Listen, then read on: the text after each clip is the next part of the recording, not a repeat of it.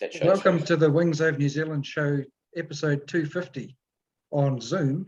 And this is our 250th episode and our 10th anniversary to the day of the Wings Over New Zealand show ever being broadcast for the first time. I'm your host, Dave Homewood.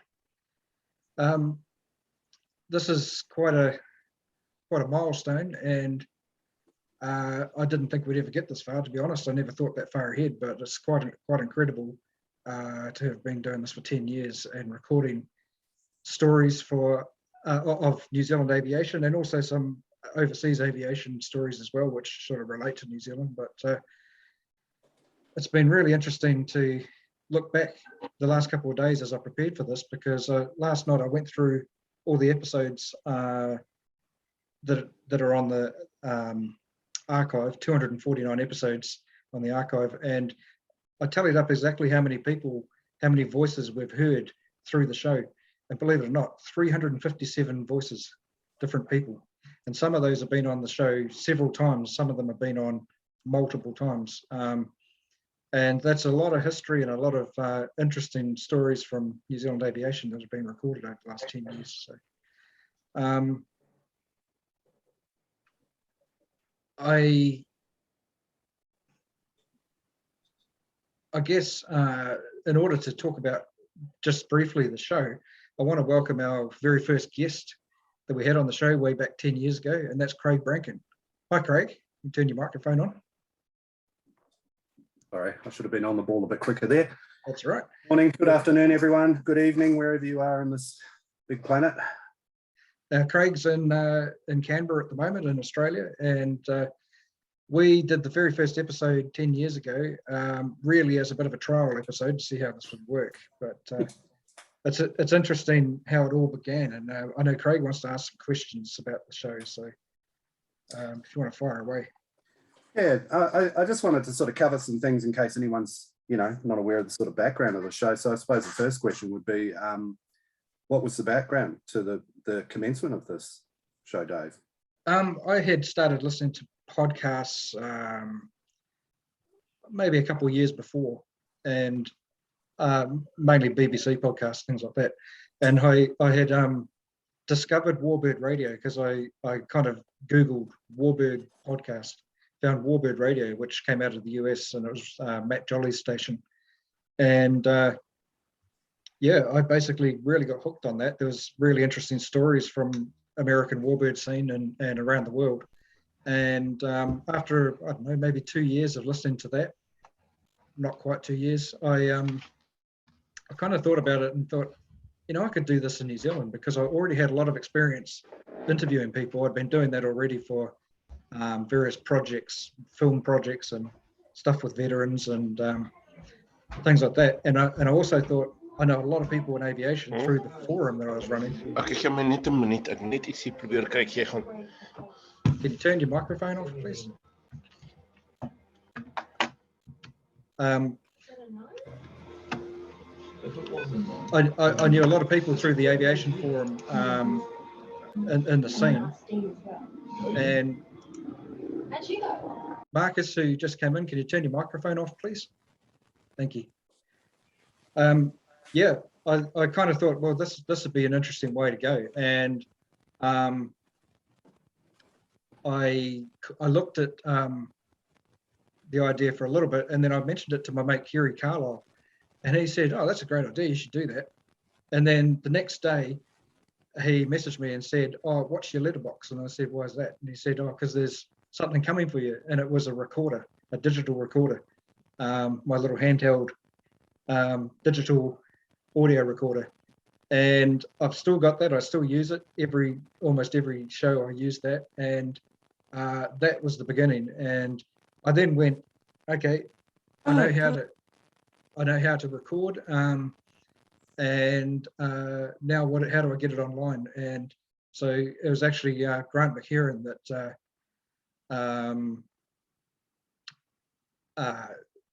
showed me how to do that. He at the time was one of the co-hosts of Plane Crazy Down Under, and yeah, that's how I got started, Craig. So yeah, I went from there. from small beginnings to what it is, I guess. Yeah. Who's you been so far out of all the people you've interviewed? Who would you say would be your most memorable guest or guests in that case? Oh, there's been so many. I mean, so many of them. People that stick in my mind, you know, real characters like Brian Cox or Don Zabritsky or Noel Cruz or I don't know, that one that does stick in my mind is Connie Bickford, who she was a WAF in England, and she just had a great story and a great attitude and a great sense of humour. But yeah, so many. It's hard to pick. I mean, so many of my warbird heroes are people that I've always looked up to and stuff like that. So, and lots of veterans. Yeah. Do you have any particular favourite shows that you've done? Again, it's hard to pick favourites, and there's so many of them. I think recently my best favourites would be the ones I've done just in the last couple of months on the ejection seat episodes with Jeffrey Hubbard and Pete Lindsay and Barnesy, Phil Barnes. They've been really good, and I've got more of those to come as well in the future, hopefully. So those have been great. But I mean, there's so many episodes that sort of stand out. You know, getting to interview some of my heroes, as I say, like in Warbirds, like Keith Skilling and John Lamont and Frank Parker and John Denton and Jeff and Jessica Cooper and people like that. I mean, and when I say interview, not all of them have been interviewed. A lot of the show, as you'll know, it's not me interviewing them, but they're at live events like we're doing right now, and they're giving a talk, so telling their stories, and it's always great to do that. I think in the civil aviation side, I think my most favourite one so far has been the one called From Flying Boats to 747s with Peter Allen and Neville Hay. That was just a really interesting interview, and we did that sitting in the cockpit of the 747 simulator at MOTAT, and those guys had a lot of history. Another one that stands out for me is Bob Henderson on the Gulf War, which was pretty neat. And having a few NASA guys on the show as well, Dave Fedors and Paul Newton, who fly the Sophia aircraft, the telescope aircraft, and Nick Veronico from NASA as well. That's pretty cool. And some of the overseas shows as well, like interviewing the guys at Typhoon Legacy with Ian Slater and his team, and Carl Karsgaard with the Halifax Restoration Project, and hearing about his recoveries of Halifaxes. Lou Larson talking about Rookahare, growing up and working there at the aircraft graveyard. It's always something that I've been fascinated by, and warbird recoveries with Charles Darby and Ian Whitney and Neville Mines have all been really interesting. And of course, restorations. Wal Denham's done a number of shows, and so has Paul McSweeney. They've been fantastic. But I also think it's really cool to be able to interview some of my really good friends as well, like Bevan Jews and Lucy Newell and Ross Brody, and some of these younger guys coming through, guys and girls coming through, and it's, I don't know, I've just got so many favourites that I can't really pick one or two. Have there been any of the interviews you've done that you didn't think would garner a large following, but surprised you by the fact that they actually did? It's really hard to tell because I don't follow the stats. I used to, because my old system, when I used to put the things up, it had really good stat system, and then I had to change servers, and the stats are just all over the place. It doesn't seem to work properly, so I don't really follow it. But so that one's a hard one to answer, to be honest. Yeah, I suppose because a lot of those algorithms are a bit sort of off anyway, so it's hard, I guess. Yeah. Going. Well, and the other thing with podcasts these days is I'll put it out on my server, but then there's all these different podcatching places who they will download it once and then they'll dissipate it, and I never get those stats, you see. So so there could be thousands and thousands more than what my thing's saying. But I think the best guide for me is I'll be going somewhere or be in an air show or whatever, and people go, oh, I really love such and such episode. And it's like, that's my feedback that I enjoy, you know, just hearing the actual genuine feedback and people asking questions about it and that. Time machine question for you. If you go back to any period in time to interview one person, who do you have a particular person you think of one person that you would particularly? There'd probably be a few. I think for me, I would have loved to have done an interview for the show with Pat Monk, who was an aircraft designer, because he was our next door neighbour and I grew up next to him and always used to love listening to his stories. And as we're kids and stuff, and he was almost a bit like a granddad to us kids, and they used to buy us Christmas presents, stuff like that. And he worked at Pacific Aerospace and designed the Air Trainer and the Cresco and stuff like that. But he also did lots of stuff in England. He worked for Miles Aerospace and Miles Corporation, whatever it was. He worked on the Concorde. He worked for Boeing for a while. He worked in China. I would have loved to have done something with him, but unfortunately he died before I started doing this. But I'd really like to have interviewed someone like Colin Gray, the fighter ace. And I also look at some of the interviews that I did early on, even before the show started, like the most recent episode. I put out an interview that I did in 2009 with Jeff Fiskin. And even though I'm quite proud of that interview, and it's probably his last interview he ever did, there's so many things I think now, oh, I wish I'd asked him that, I wish I'd asked him that. So that's what I'd like to do too, if I had a time machine, is go back and ask more. Yeah.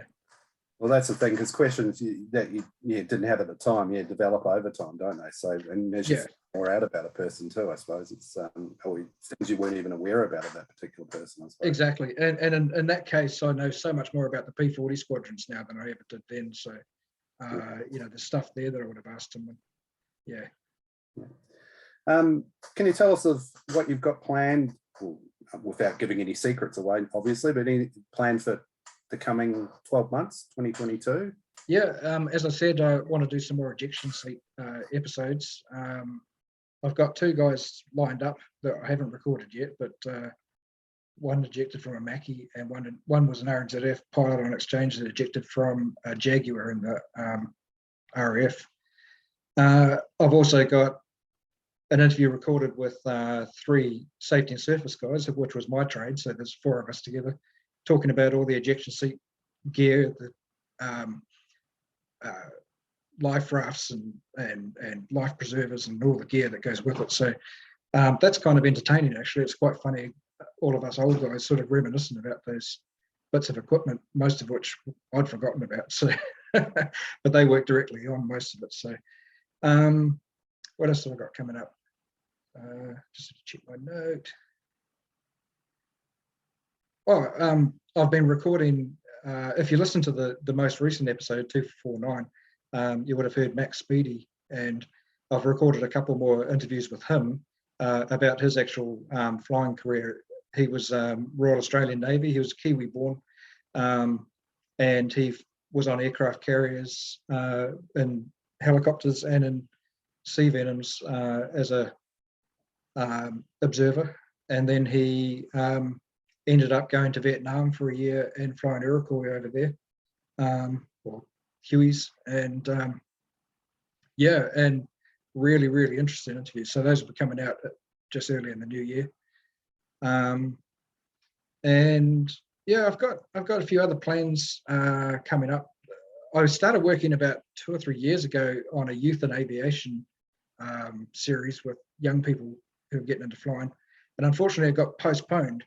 And I'd like to get back into that and actually get it out. So all of those young people that I've recorded with are slightly older now, but I want to do some more as well. Another thing that I started doing and have never got around to finishing is a feature on the Iroquois, and I interviewed some Iroquois crew guys and stuff like that. But again, I want to finish that. So maybe 2022 we'll get there. yeah, so there's plenty to come. There'd be lots more ideas. I've got an idea in my head too for something that I'm calling 4 in a room, and I'm thinking like just sit down with 4 Skyhawk pilots in a room, or 4 Fletcher pilots in a room, or something like that. Just get them all talking, see what happens. That'd be great. I reckon. Yeah, there'd be some interesting stories. Maybe don't tell them they're being recorded. It might make it more interesting. No, that'll make the editing more interesting. True. So yeah, that's it really. Okay. Just one final question. I guess what's been the most challenging show to make? I guess one that felt challenging at the time. It actually turned out pretty good. Listening to it, I did an episode at Classic Fighters Air Show in 2013, and one of the segments I recorded with Al Marshall, and we'd already been in the bar for several hours having a few beers when he said, "Oh, let's jump up into the Bristol Freighter," and then he talked me into actually me starting the engine. I'd never started an engine on an aircraft before, and I felt quite nervous about that because I thought I'd probably had one beer too many. But we recorded it all, and it actually came out really good. But yeah, that felt challenging at the time. Actually, I did find I did a couple of episodes over the years at air shows, and I found that actually really challenging because I thought it would be easy. I know a lot of the pilots and I can go up and talk to them, but trying to track the people down at an air show is not easy. And then when you do, there's always noise in the background. So I've kind of given up on that idea now. It's not something that I'm going to be doing much more of, I don't think. You'll just start recording and then someone will start an aircraft right next to you, stuff like that. Or some kid starts crying, or wanting exactly. Yeah. Or some Corsair fanatic starts screaming because the Corsair taxis dials on. Yeah, that'd be you. Yeah. Like that, yeah. Or some annoying forum member will come up and start talking to you while you're recording. That's happened a few times. Yeah. But most of them are pretty straightforward. I'm normally all prepared, that's all organized. So just doing that stuff off the cuff, it's not so easy. Yeah. Well, thank you, Dave. That's been very interesting, and gives a good insight of how it all works. Cheers. Well, thank you. It's good to have you back on the show after 250 episodes. Feels like it was 50 years ago, really, but anyway. Yeah, it does. I don't know if I could even stomach going back and listening to those early episodes, to be honest.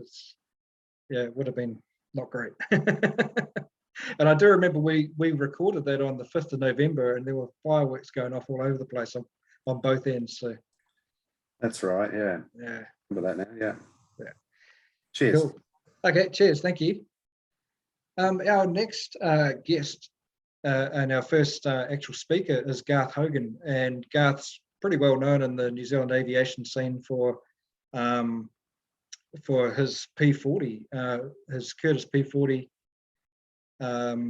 ZK-CAG, which is the Australian combat veteran, Royal Australian Air Force, commonly known as Kurawong. So I'd like to welcome Garth to the show. Hi, Garth. Hi, Dave. Well, hi, everybody. Merry Christmas. Thank you. So I think I should kick in here. I guess you're all looking at Andrea Hogan on your screen. It's It's because I'm a computer dinosaur, so I'm on my wife's system. So please excuse that. And if you ask me to mute things or something, well, it's a bit of wishful thinking. Somebody will have to do it for me.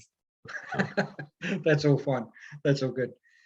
So I'd like to welcome you to the show, and like to hear a little bit about your aircraft back in the day when you purchased it and restored it and got it flying around the airshow scene. Yeah, I think possibly I need to go back just a wee bit further than that, because I got into aviation relatively late in life. I grew up in a car environment. Everything was to do with cars. However, my father in the early 50s was making cylinder heads and intake manifolds, aluminium stuff, racing stuff, and there was a shortage even in post-war, of aluminium. So what he used to do is go down to Rookahia and buy Allisons for £5 and bring them back and pull them apart. And I can remember as a kid him saying to me, the stuff that's grey, you put in that pile, and the stuff that's black, you put in that pile, the black stuff being magnesium and the grey stuff being aluminium, and the pistons went there. Then he'd take those off to the foundry and get his cylinder heads cast. So I've had a long connection with Allisons. And of course, as a young fellow, I like to read the war comics and stuff like that. And it was the aviation ones that really held my interest. But the car thing, as I moved in on life, got into motorsport and stuff, the aviation thing was sort of a background thing. It was a fascination, but wasn't really a full-on part of my life. And it wasn't until I stopped racing. And after driving my wife mad for a year or so, hanging around the house, she said, for Christ's sake, go and do something. I thought, all right, well, I'll go and learn to fly. So, and that just went from one step to the other, you know, Tiger Moth with Bruce Lynch, first of all, and then a Yak 52, and then hooked up with Charles Darby. And I don't know how much of the story everybody knows and how far I should dig into it. I think it's a bit of a colour history. There's a lot of folklore associated with it, some of it not totally correct, about how Charles acquired the aeroplane. And when we finished the aeroplane, I tried to rectify that, and we had a book done called The Whole 9 Yards, which John King wrote. And I got David Talashay to write the introduction to it, which laid out exactly how Charles came to have possession of CAG. As you're probably aware, Charles and Jim Pavitt started Pacific Aircraft, and the intent was to restore P-40s so that they could wind up owning one themselves. Didn't quite work out that way. However, and I started attending or going out to Pacific Aircraft in East Tamaki and following the progress of what was going on there. And as a result of that, I'd met Charles and tried to get involved in a syndicate with Morris Hayes and Colin Anderson. That didn't work out. They wanted to do it on their own, which was fine. And so then I started talking to Charles about what was he going to do with his aeroplane. And the end result of that was him and I coming to an agreement to have it restored by Pacific, and I would fund it, and we would, turn it into a flyer. And that, as that transpired, it went on down the road, but Pacific hadn't been working on it that long, maybe 4 or 5 months, 6 months. By which time I'd spent more money than I'd hoped to at the time. And Jim Pavitt decided to close the doors. While Charles was a partner, he was more of a parts supplier. He was a background guy.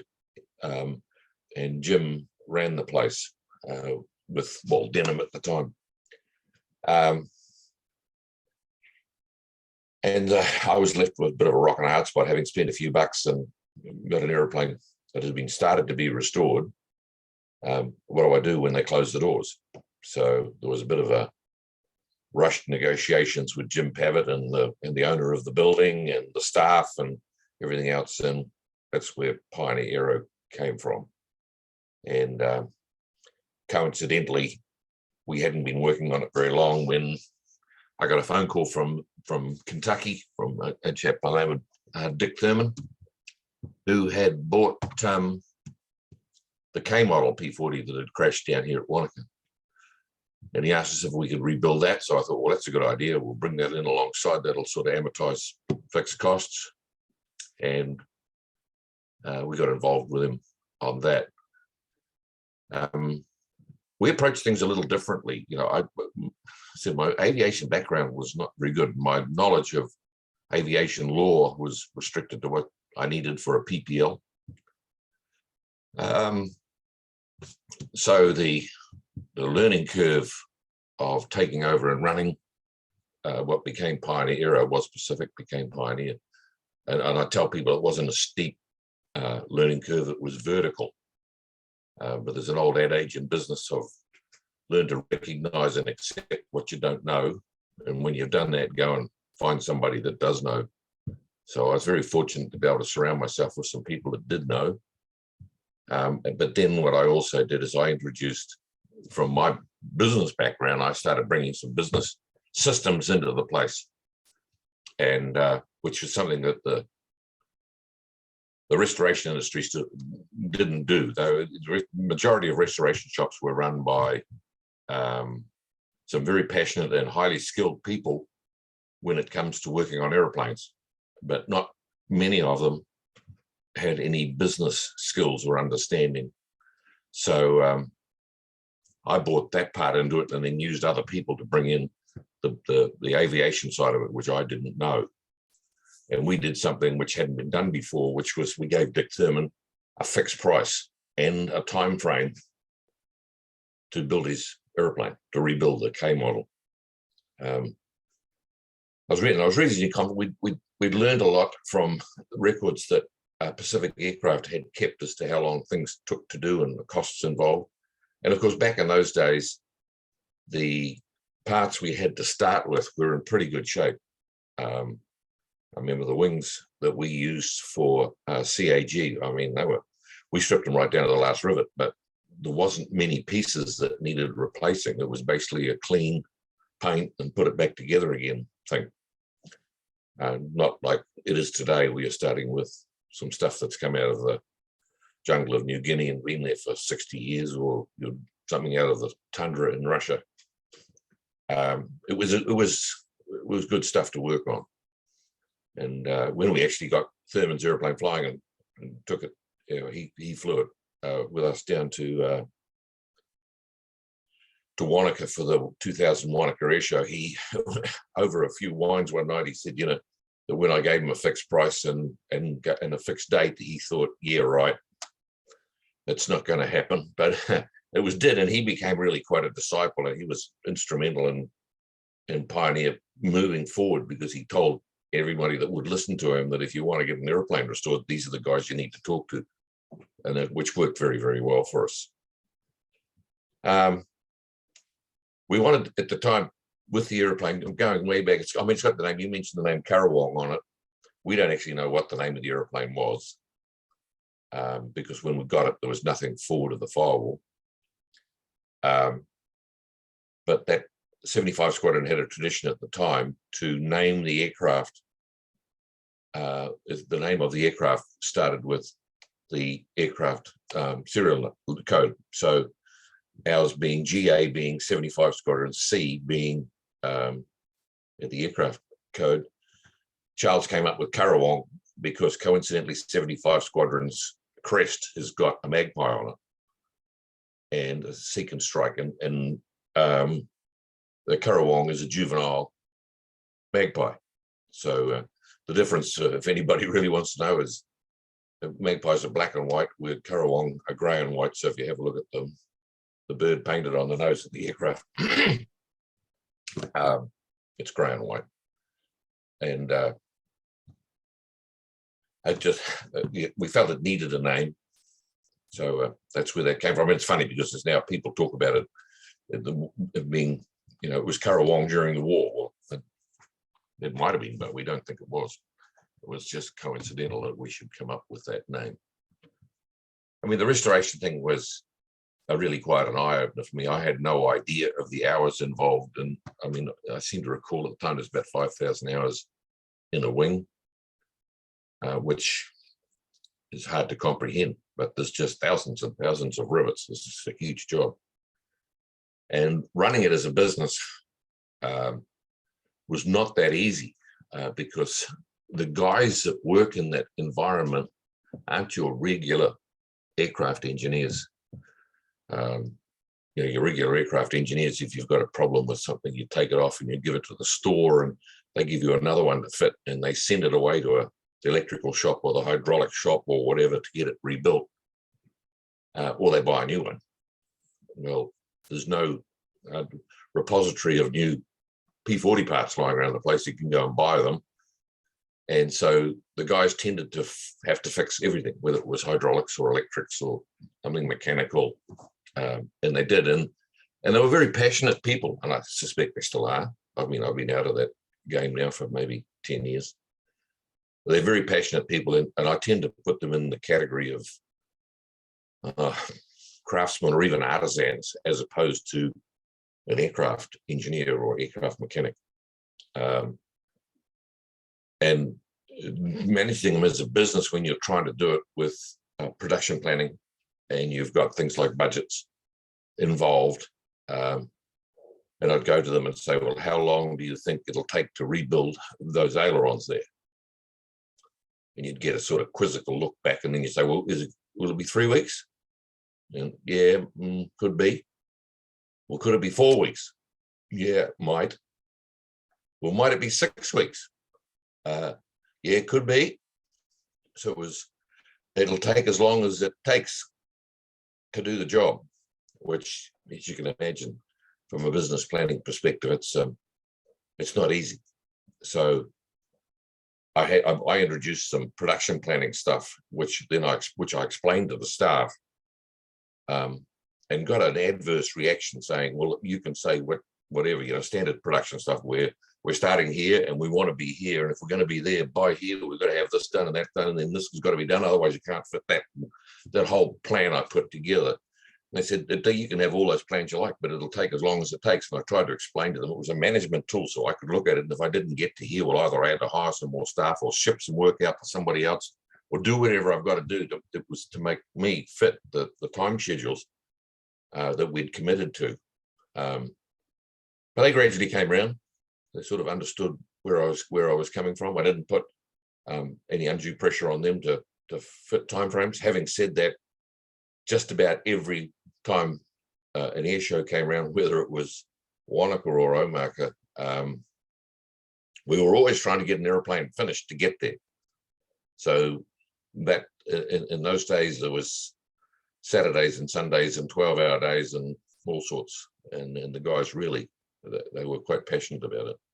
So it was great. They were a great team of guys, and it was a very enjoyable experience. And it was only the fact that I moved down here to Wanaka, and I tried to run the company at arm's length, but it really doesn't work. It's very difficult in a company like my bigger companies. You had a management structure in place, but I think we had 14 staff at Pioneer, and the company wasn't big enough to have a formal structure with the general manager and operations managers and money people and whatever. It sort of was a proprietor-run type business. So I don't know where you'd like me to go from here. I mean, anybody got any thoughts on where you want to head in that direction, or what information? Well, you flew the aircraft. Tell me about getting into it and flying it. Well, that was an interesting experience. Before I even got involved and signed the deal with Charles and I had spent some time going through the commercial side of the arrangement, and we'd come up with a commercial thing that I felt would work. But in the end, I was reluctant to sign the paperwork to say we were going to go ahead with it. And the reservation was being, do I really want to spend all this money and then find out that I can't fly the thing? And because that was the aim. And at the time, I think I was like a 200-hour PPL. Had a bit of time on the Yak 52. But of course, that's not a tail dragger. And finally, we went to Wanaka in 1996. Charles said, we'll come and talk to this guy. So he introduced me to Mark Hanna. And I said to Mark, well, look, I've driven some fairly fast race cars. I think I'm reasonably well coordinated. The pieces of string that hook my brain up to my hands and my feet, I thought were in reasonably good shape. And I'm a 200-hour PPO. What's my chances, do you think, of flying a P40? And I can never remember which way the numbers were, but Mark said, he either said 20 hours on a Tiger Moth, 30 hours on a Harvard, go and fly the P40 for 10 hours, come back, you might be able to fly the Harvard a bit better. I'm not sure whether he said that or whether it was 30 hours on the Tiger and 20 hours on the Harvard. Anyway, the bottom line of it. So that sort of convinced me it could be done. And there was a mystique surrounding World War II fighters, at least amongst the group of people that I was mixing with, that and the term I've always used is to be able to fly one, you had to go to Mars. That was the only place you could learn how to do it. And guys like T.T. Bland were very special. They actually were born on Mars. So, you know, an ordinary PPL guy couldn't possibly fly a World War II fighter. But the more I thought about it, I thought, well, there's hundreds of thousands of young fellas, 18 years old, got thrown in these things during the war. And it's an aeroplane. It's got an engine on the front and a propeller. The wheels go up and down. It's got elevators. It's got rudder. It's got ailerons. It's an airplane, albeit, yeah, it's a tail dragger, and I didn't have any tail dragger experience. But I thought, well, we'll give it a go.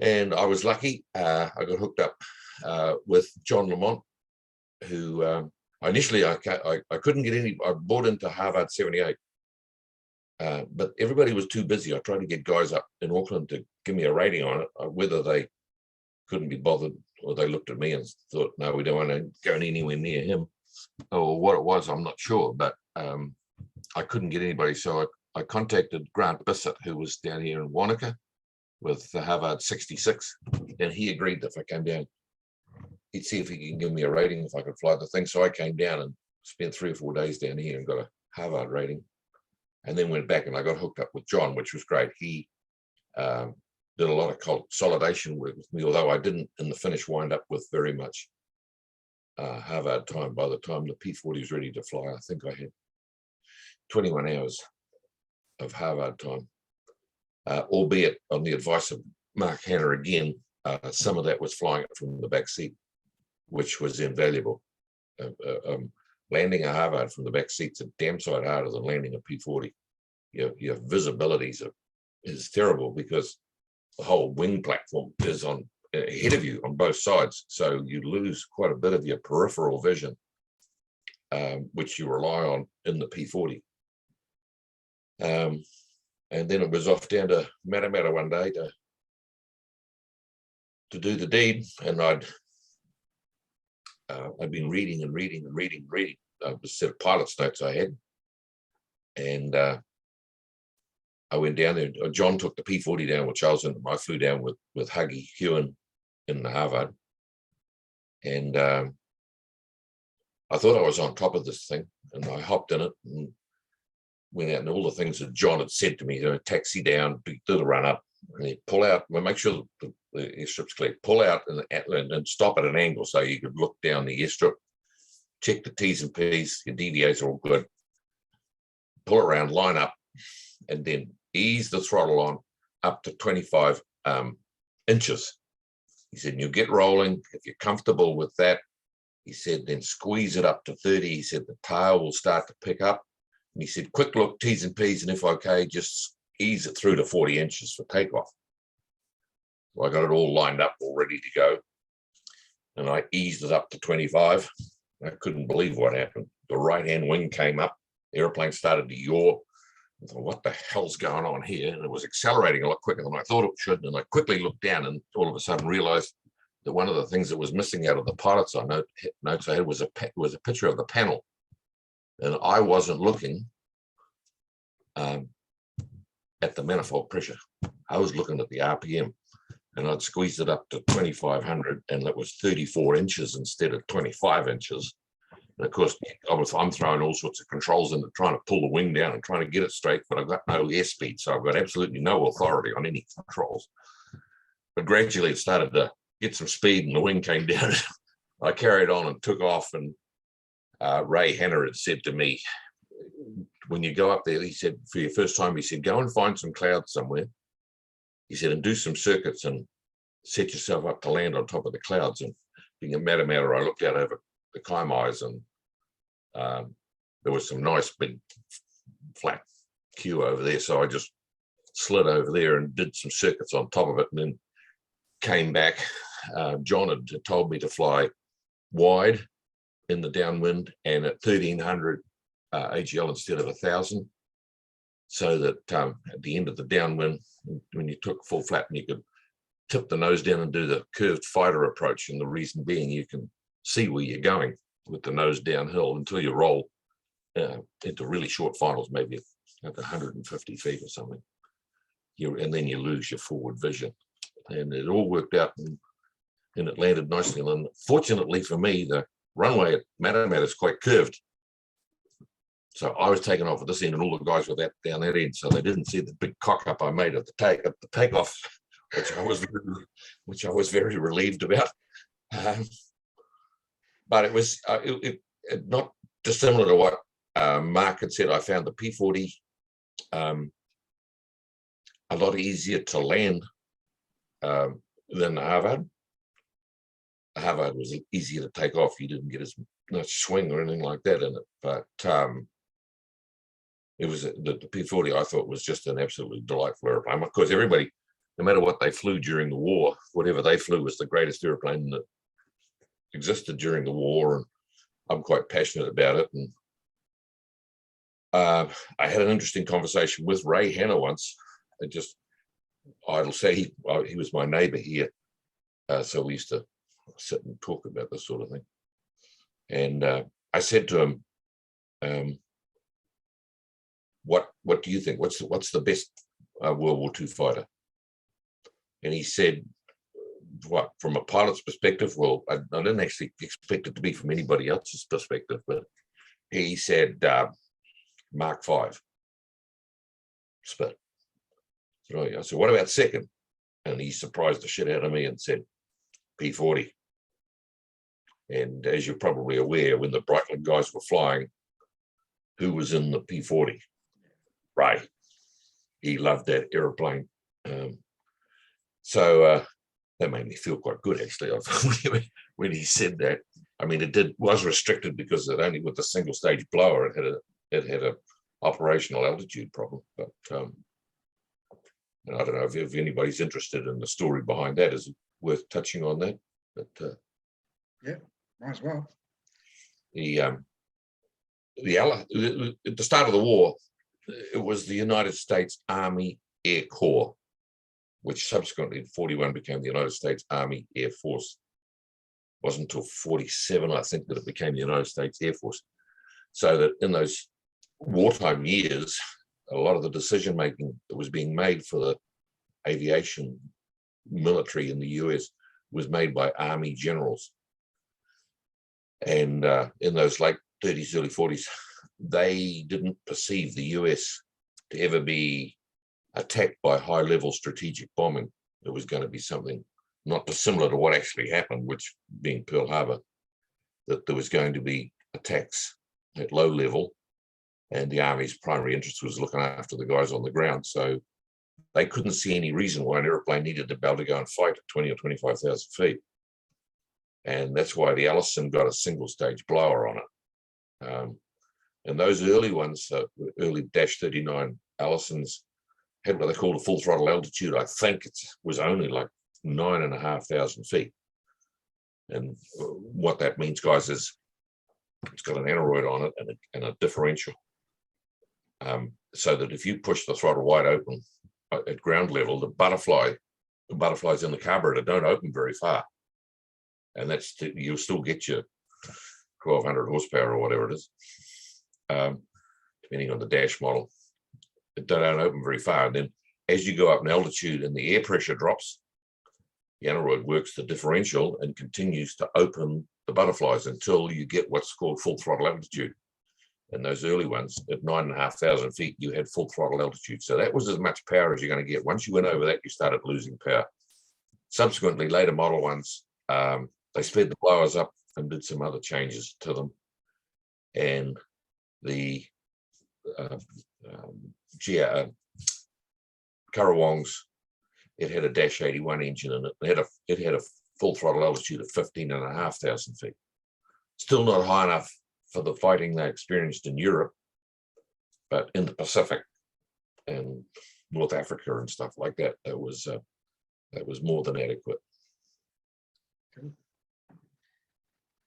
Shall we take some questions now from the audience? Has anyone got any questions? Just put your hand up if you have one. Zach's got one in the chat. Zach, do you want to ask the question? Come on and ask the question. Zach's got no microphone, so I'll read it for him. Oh, okay. For some time, CAG had a lovely memorial inscription for Mark Hanna under the windscreen. How did that come about? Well, because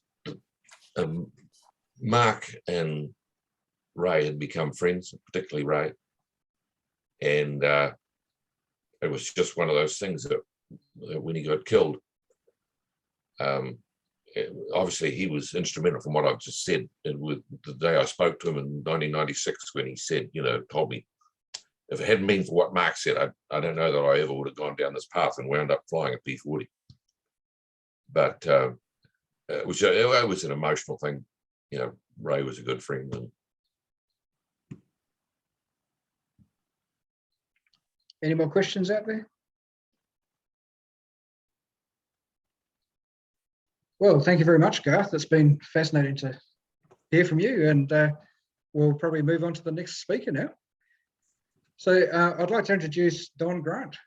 Don, are you there? Hi, Dave. How are you? Good, good.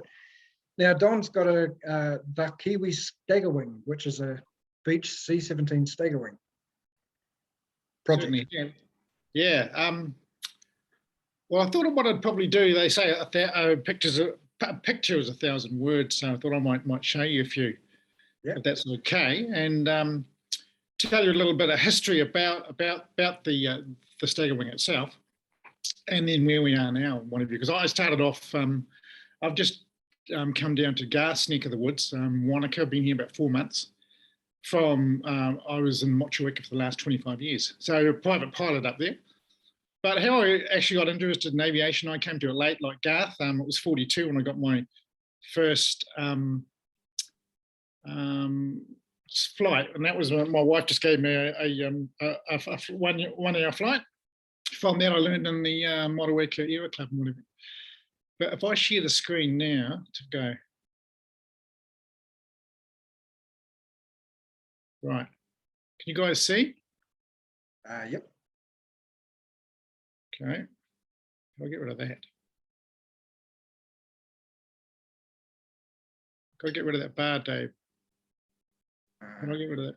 Underneath this bar here, I've got to go in. How do I do that, mate? Not sure. See, there's a bar up there. Behind that is the window I want to launch. Yeah, I can't see the bar, but I think It's the share bar, so no, you just have to put your window down a bit. Yeah, minimize your window slightly, maybe.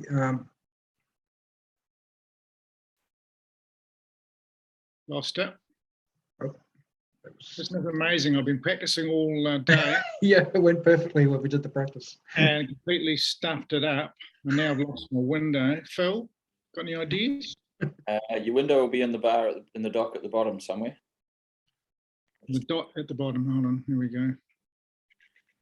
Did you have it open in Safari? No, I'm on Google. Okay. Sorry, guys. That's right. Look, if I stop sharing for a minute, go back to, here we go. Now, hold on. Now I've got to try and find where it's just all gone. I've lost the bloody thing. No.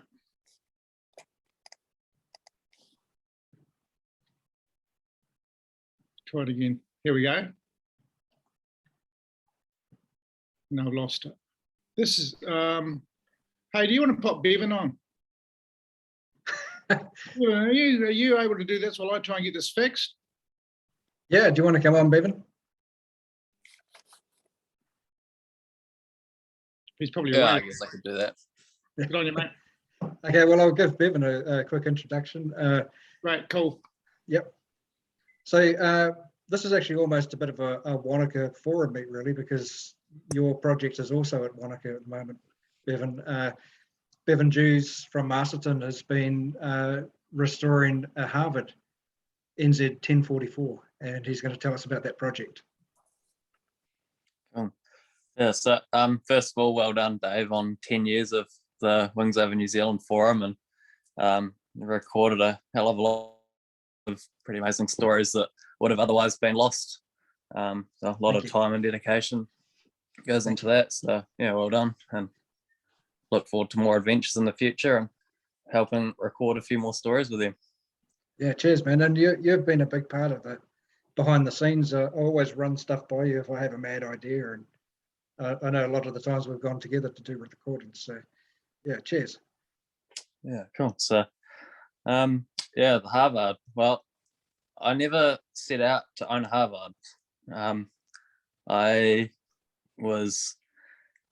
received a message from the previous owner of the airplane, Cam McKenzie, who was pretty out of the blue message. And he just asked if I knew of anyone that was interested in the Harvard project. And I was like, oh yeah. Flick a few photos and I'll pass it on and see if I can help you out. And when he sent me the photos, I'd never even knew the airplane existed, which is unusual for me because I kind of normally have a pretty good finger on the pulse of what's going on. Yeah, he sent me the photos and it was sitting down the hangar in Ashburton, and I thought, oh yeah, this could probably do me. It was a pretty complete airplane, hasn't flown since 1958, and went to long-term storage in 58 through to 71, and then went to NAC as one of the instructional airframes for their technical training school for their apprentice engineers, which kind of was a little bit worrying in a way because you never know what they've done to it. And there was a few rumours and things going on that there was holes drilled through the spars and all sorts of nasty things like that. And I was like, oh gosh, what do I get myself in for here? So anyway, I happened to be heading to Australia within a couple of days of finding out about the airplane, and I was going over to visit Doug Hamilton and do some flying over there and a little bit of a holiday with Lucy, and had a good chat with him about it. And he thought it kind of seemed like a good idea, and if nothing else, if it turned out to be a junker, you could always part it out and you'd probably get your money back again. And so I took the punt. As soon as I got back from Australia, I stayed in Wellington the night, jumped on the airplane straight down to Christchurch and met Callum down in Wanaka, and he thought it looked all right. So yeah, a deal was done, and suddenly I owned a Harvard. But yeah, I've got a few photos kind of like Don, but hopefully I'll have better luck actually being able to show them. So I'm going to do the whole screen share thing for a second here.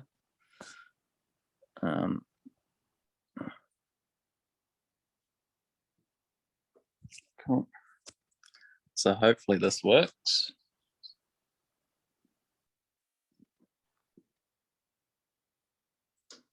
Can you see anything so far? Yeah, we can see your desktop top thing on the phone. Yeah. Cool. So this is what I was welcomed with when I got to Ashburton.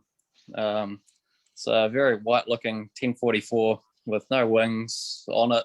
They're stacked in the back of the hangar against the wall. It's all covered up, but reasonably complete. And it kind of got my imagination going a little bit, thinking, I wonder what color scheme I should put it in. And I was quite fond of the scheme that Doug's got his airplane in, the post-war silver with yellow bands. I thought that was quite a nice scheme, and there was no other Harvards in New Zealand with that scheme at the time. Well, there's still not. But I thought, I'd really like a camouflage Harvard. I wonder if we'll ever find any photos of it in camouflage during the war years. And yeah, eventually we did stumble across it. So over the last 18 months or so, Dave's been pretty helpful with all the logbooks that he's collected over the last several years. We've gone through and found a lot of entries from number 2 Flight Operational Training Unit, which was where the Harvard was based with at Ohakia during 1943 through to 45. So this photo is post-war, but here's a photo of it pretty early in the piece with what have we got, some Venturas and things in the background there. So there it is there, bare aluminium. This was before it got its camouflage scheme. Well, sorry. So there we go. So we happened to stumble across a photo. I guess the only reason this photo was taken was because it had a prang, and it's the only photo we've got of 1044 in a camouflage scheme. So I can't remember the pilot's name, but he had a bit of a wee whoopsie. It wasn't actually a ground loop. One of the undercarriage locking pins didn't locate properly, and as he was rolling out, turning off the runway, the gear collapsed, and gradually the wingtip came down and touched the ground, and yeah, so it didn't touch the propeller or anything, amazingly. And they picked it up again and replaced an aileron and a wingtip, and we happened to find, I can't remember how this photo came about, but I think Dave stumbled across it. We thought, this is kind of interesting as a Harvard, and it's got a new left aileron and a new left wingtip, and off in the distance is Mount Ruapehu erupting. So that's 1945. And we narrowed it down by working out the airplanes that were on the unit at the time, and their accident records, and narrowing it down that there was no other Harvards that had any accidents that would require it to have a new wingtip and aileron apart from 1044. So that had to be this airplane. And then from memory, I think we found it in the logbook as well, didn't we, Dave? Yeah, we did. We did. It was quite well known guy. But yeah, I'll think of it at some point. The date on the photograph matches the date in his logbook, and also in his logbook it says the duty of photographing that mountain was actually rumbling for a couple of months. I think they were going and doing every couple of days, they were taking photos just in case, you know, for the government. And this particular day, he was in 1044, and it all matches up. So that's pretty neat. Yeah. So as well as it being kind of a cool photo, and we know it's 1044, it also helped us for when we came to paint the airplane later on, is seeing the camouflage lines. And it was also good that it had both wings as well, so we could see exactly what was going on. And I'll just skip back to this photo that we saw earlier. So this is one of the photos from, I think it must have been in the 70s or early 80s from NAC. It's 1044 sitting at Christchurch outside at the time. But as we discovered, well, as I kind of found pretty early on when I was looking at the project, they obviously didn't have anyone that was any good at fabric work. So when they came to recover the control surfaces, instead of covering them with fabric, they covered them with aluminium.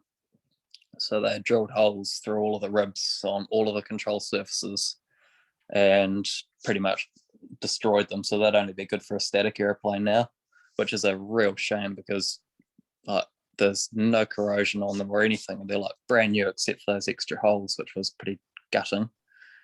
But we'll talk about those a bit more as we go through. So we're getting ready to move the airplane last year. So the deal was done about 2 weeks before the first COVID lockdown. And then of course we all got put into jail for a couple of months. And then I had the idea of how am I going to move this airplane down to Wanaka? So, and who could we get to help? I thought, well, Dave and I were bantering ideas and thought we could get the Air Force to help out because they moved 1033 from Wigram up to Masterton in a Hercules in must have been the early 80s. And I thought, well, Harvard fits in a Herc and I know a couple of Herc drivers. We'll see if we can sort that out. And they kind of came and went, that idea, pretty quickly. And then we thought, oh, I know a couple of guys in the army down in Christchurch that are involved in Burnham. And we got to the point with them that they were quite interested to help as one of their taskings as a training exercise. But it got to the point where they couldn't do it for another month.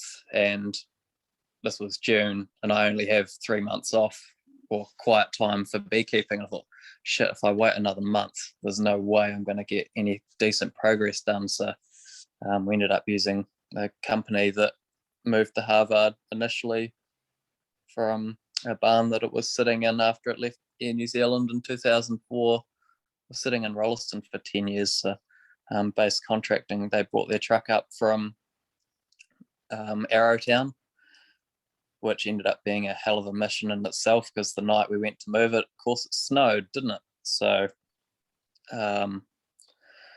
there's a nice photo or video of the winter camouflage working quite well as we were going past Tekamo. So yeah, that was a hell of a mission just in itself. There's a little snippet of it coming across the Red Bridge at Wanaka, Luggett, eventually. So yeah, anyway, I own Harvard, and now I've got to work out how the hell I'm actually going to get this thing flying. So of course Callum said yes straight away to helping us get it going, and the initial plan was I'll take the wings down on a trailer, and we'll get them done, and they can just sit to the side because they're not going to go off. There's no hydraulics or anything silly in them that is going to degrade if it takes a while.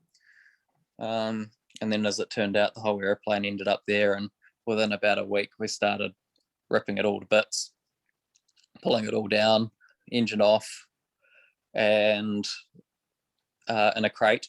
Luckily, Ace's engine crate was still there from when 57 had its wee whoopsie down at Wanaka a couple of years ago, so it was convenient that my engine could go in the crate to get it back to Auckland. Centre section and fuselage, we pulled them apart. It was just the easiest way to get to the point where we could tip the centre section up on its end and pull the fuel tank bays off or open. There's a hell of a lot of screws, and they were a complete pain in the ass to get apart, but once we got in there, we were quite pleasantly surprised. It looked almost brand new inside. It was quite ridiculous, really, and there was absolutely no sign of those holes that were supposedly drilled through the spars, which was a huge relief. We pulled all the instruments out of it. I think there's 26 instruments in a Harvard, so they all went up to field air. We thought we'd farm those off while we're doing the rest of the airplane, and that job in itself has taken over a year to get a full set of serviceable instruments. Like tachos, I had about a dozen tachos, and of those I only got one that was serviceable and one we had to modify to make it work. Yeah, this is kind of one of the cool bits of history with 1044, is that inside the back of the fuselage, it's just full of signatures and silly quotes and things from a lot of the apprentice engineers from Air New Zealand and NAC. I won't hold it on that for very long because there's some absolute filth in the back of that airplane. And every time I go in there, even after being in there about 15 times, I find new amusing stuff that I hadn't spotted beforehand. But yeah, so it's kind of cool. I was gonna paint all that out. I thought, I don't really want that in my airplane, and I thought, well, that's pretty ridiculous, really, because it is a bit of its history, and it's not like you see it all the time. You've got to open the hellhole to actually get in there and see it. So pulling the gear legs apart, they were all pretty average, really. But once we got into them, I mean, there was just gunge for Africa, so they clearly hadn't been apart in a hell of a long time. So once we got them all cleaned up, got them all primed, and as you can see, starting to pull and clean and prime all of the firewall forward parts of the airplane. It's just parts and parts and parts. They're just ridiculous. We got a whole lot of new hardware, and since they never had gold CAD hardware back in World War II, we decided to make it as kind of authentic as we could without going ridiculous. We sent bags and bags of hardware up to Hamilton to have them CAD silver. So it actually looks amazingly good. You don't realize how good silver CAD hardware looks until you actually use it on an airplane. It really tops it off. So wing, starting our inspection, a little paint stripping exercise. This is about 1 foot by 2 foot of wing, and that was enough to show me that there's absolutely no way in hell that I was going to paint strip that airplane in the middle of winter in Wanaka. And we did a bit of maths on it and worked out that it was actually going to be a hell of a lot more expensive to do that than it was to get the Aquamax guys in. And they happened to be in Christchurch the week before, and it had a little bit of gap in their schedule, so they came and stripped the airplane for us. And it was interesting. Luckily, underneath the wing, some of the white paint that just peeled straight off and left the original RNZAF paint underneath. So it was obviously unfaded being under the wing, and it was a good reference for being able to find the colours for anyone that wants to do a silver and yellow Harvard. That's the yellow band there. So yeah, so we got through that, and that was a bit of a mission. And luckily, as we were going through the airplane, we didn't really find too much corrosion, and there wasn't really too many shoddy apprentice repairs. Like I know the Harvard that John Saunders has got, which was the Auckland equivalent of mine, was with the training unit up there. They had a lot more corrosion issues and things because that sat outside and beaten skins and things. So we went through an eddy current inspection of all the attach angles and along the front of the fuel tank bays. So it's one of the airworthiness directives. And luckily, no cracks were found. So it's kind of showing one of the undercarriage pins, and had a bit of pitting in it. So luckily, there's a company in the States that bought up all the military surplus parts, and they have a bunch of those new old stock. So 250 US each. We replaced those pretty quickly. And yeah, as you can see, it's kind of like brand new inside. It's pretty amazing, really. So we're still stripping down piece by piece. I got to the point of being pretty naked. And this is skipping forward a few months now. So decided to put a smoke system in the airplane under the baggage locker while it was all apart. Starting to get ready to do a bit more painting here. So we decided to keep the green in most of the rear fuselage that was put there by Air New Zealand or NAC, but put a top coat on some of the stuff that is a bit more accessible and is more likely to get beaten up. And pulled the control surfaces apart and the fin and elevators so that we could clean them out properly, and had a chance to put some proper corrosion proofing in there and prime them properly, because none of these were primed on the inside originally. So yeah, so we're going together again. Nice and yellow. So as part of what I was saying earlier with the control surfaces, I ended up having to get a new set, and through a connection of mine, managed to find a new old stock set of control surfaces in Sweden, of all places. And Nicholas over there was a bit quiet on work, so we negotiated a deal that he would pull them down, get them all stripped, prepped, reprimed, and fabric covered again. So he did a fantastic job of those, and that was another job that we didn't have to worry about. With Callum, we just farm it off to someone else, and they turned up on Christmas Eve last year, so nearly a year ago. Amazing. So they're finished to the point of being silver. One of the biggest missions with the airplane with so many bits and having everything pulled apart, and Brendon, I'm sure, is going through the same thing with the Mustang. Every single thing you pull apart, you need to strip it, inspect it, prep it, paint it, assemble it, put it on the shelf, and then put it back on the airplane. So we had paint booths and paint booths full of stuff, It's just ridiculous, really. It was almost a year worth of just painting. And the guys over at Heli Support did an amazing job getting that all sorted for us. We used, initially we used a resin product, which name has just left my head. But anyway, it proved that's a product that had been used quite a lot on some of the MOTAT airplanes. But we used it on this airplane, and for some reason we had some weird paint reactions go on, and the colours just weren't working. So we ended up moving to the Imron Fleet line, and that totally solved all our products. So here's a poor Ross Brody sanding the wings again after we decided it was no good. And there's round 2, so the colours look a whole lot better. Yeah, so underneath duck egg blue with the silver. So Nathan Bosher at the RNZAF Museum spent a lot of time helping us out getting the colours sorted for the airplane. So he even lent us some parts with original duck egg blue so we could colour match them, which was very much appreciated. And here's a little kind of snippet of what we were doing. So oil cooler and the cooler doors going back together. And the oil tank and everything mounted up on the firewall. So it's all looking quite pretty now. And the intention was never to make this thing a show pony. It was just get it flying. But as we've gone further into it, it's kind of got to the point of, oh, we should actually make this thing look, you know, kind of nice.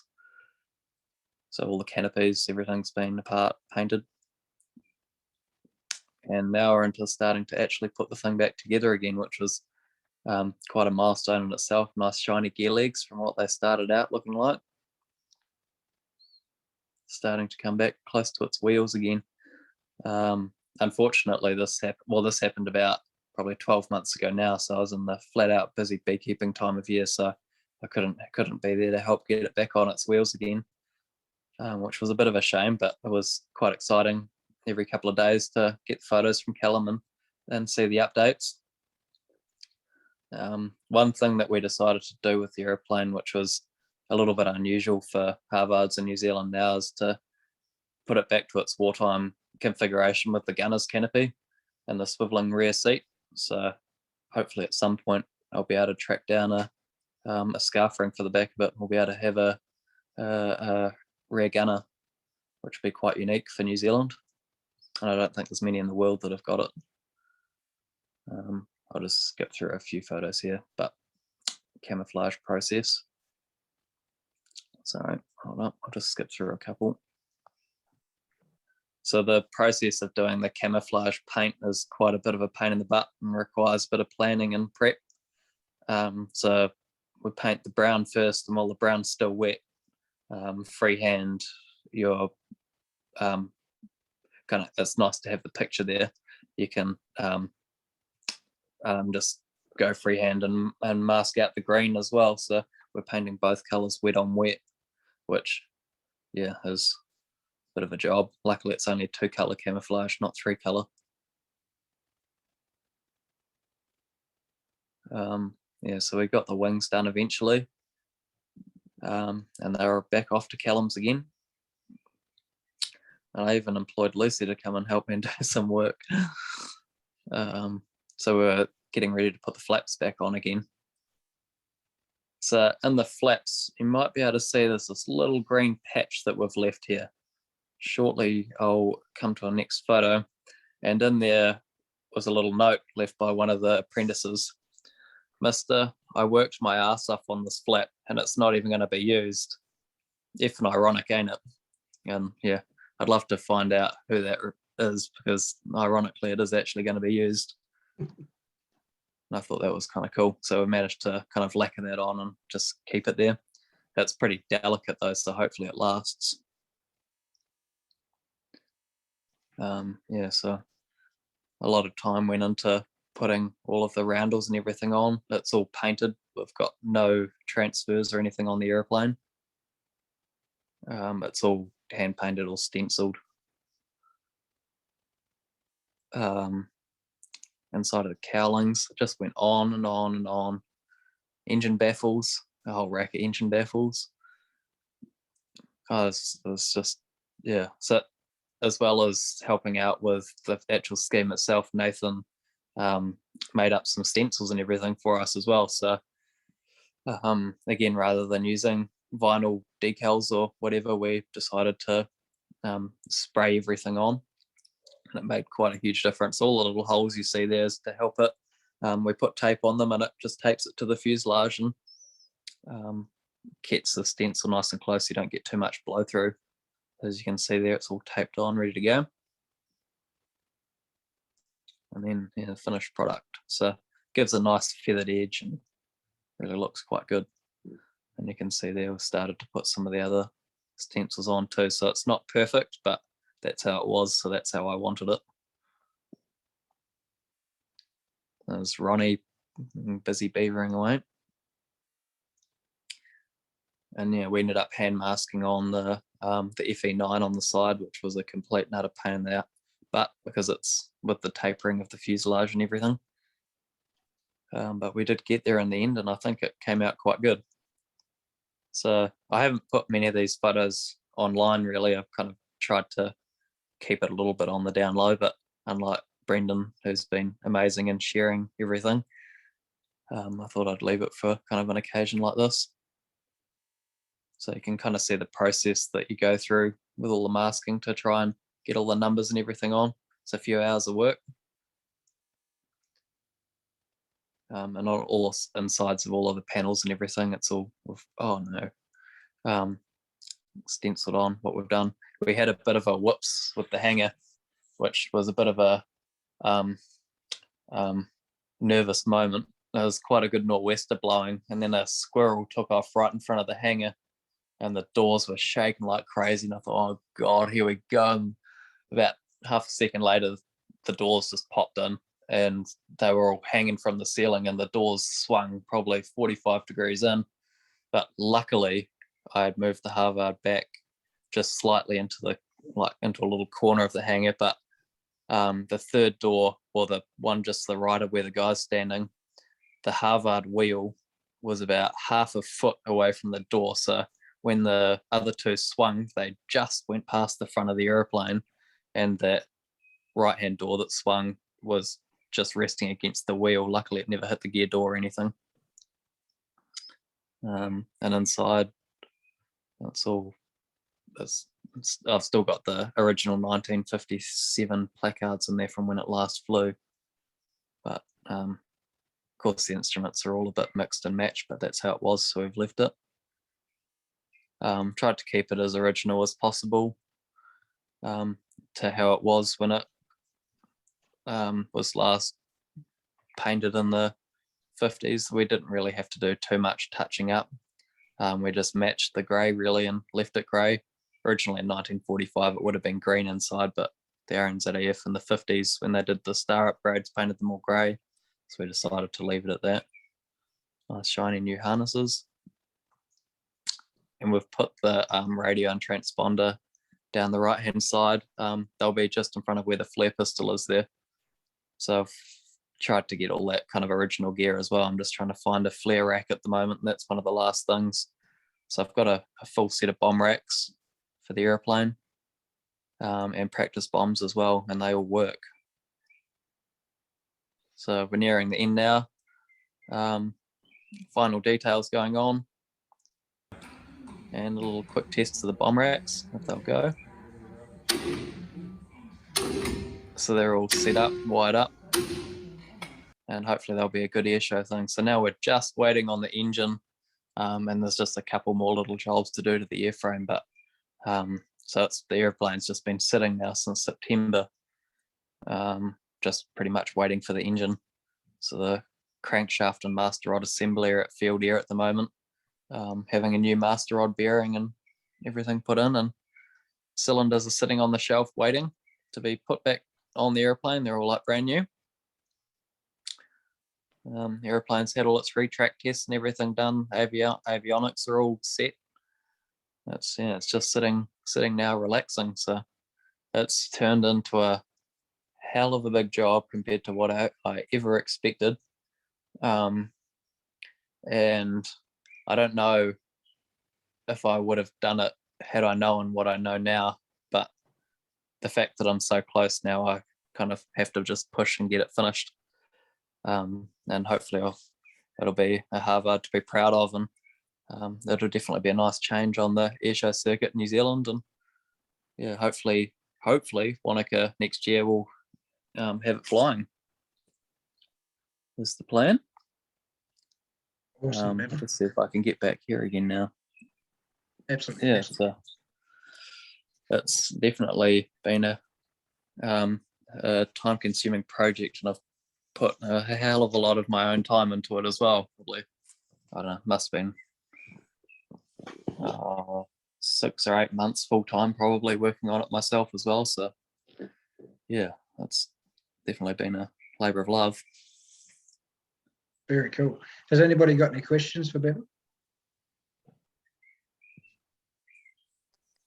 Looking at the decoration on the inside, have you managed to track down any of the signatories? No, I haven't.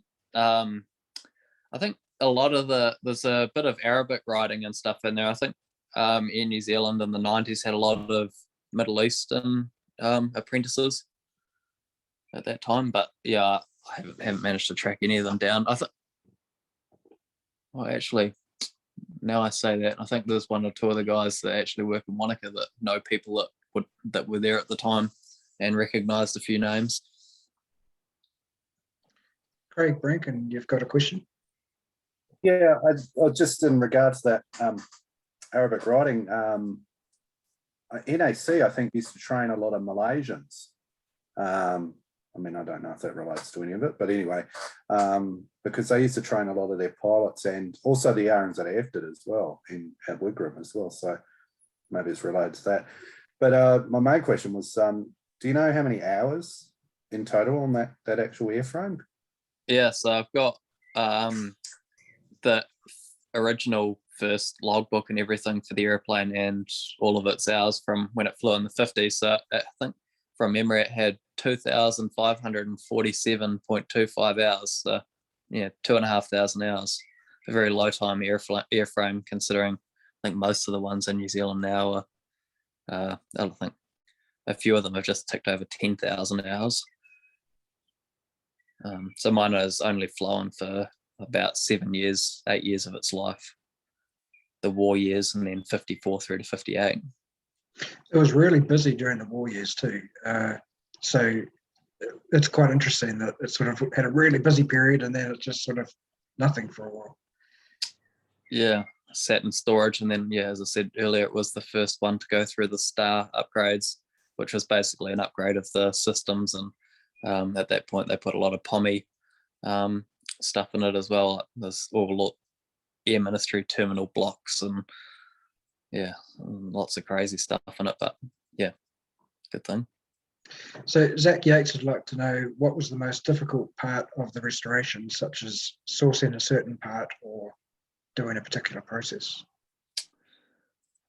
None of it's really been difficult. I've been lucky that with the Harvard parts are pretty accessible.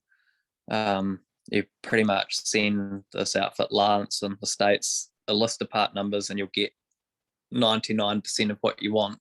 And generally it doesn't cost stupid money, unlike it would for a fighter.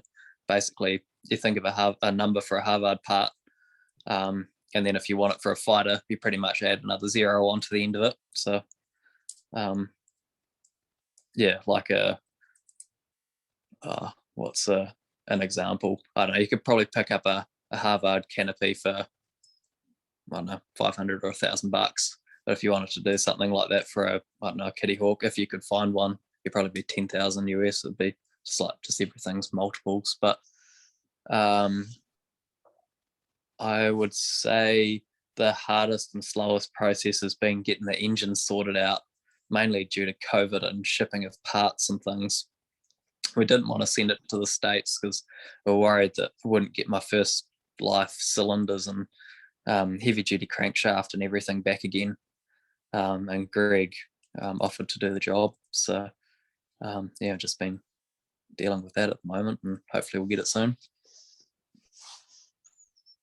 Any other questions out there? Well, thank you very much, Bevan. That was a great presentation. Waving furiously. Who is it?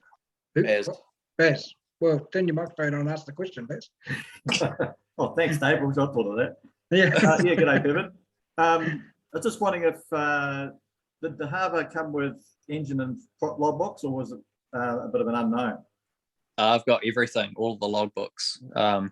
So the engine had 700 hours on it, and the propeller had 97 hours when it finished flying. So it's definitely good to have all of those all that paperwork for when we go to the CAA to get the C of A, because it's not exactly an unknown quantity, which is one of the good things about it. And all the serial numbers match everything that's in the logbook, so it's not a mixed bag. And I was so lucky that probably 95% of the airplane, all the parts were there. But yeah, of course, there's been a lot that we have had to replace. But yeah, so hopefully that won't be an issue. That's low hours on that prop.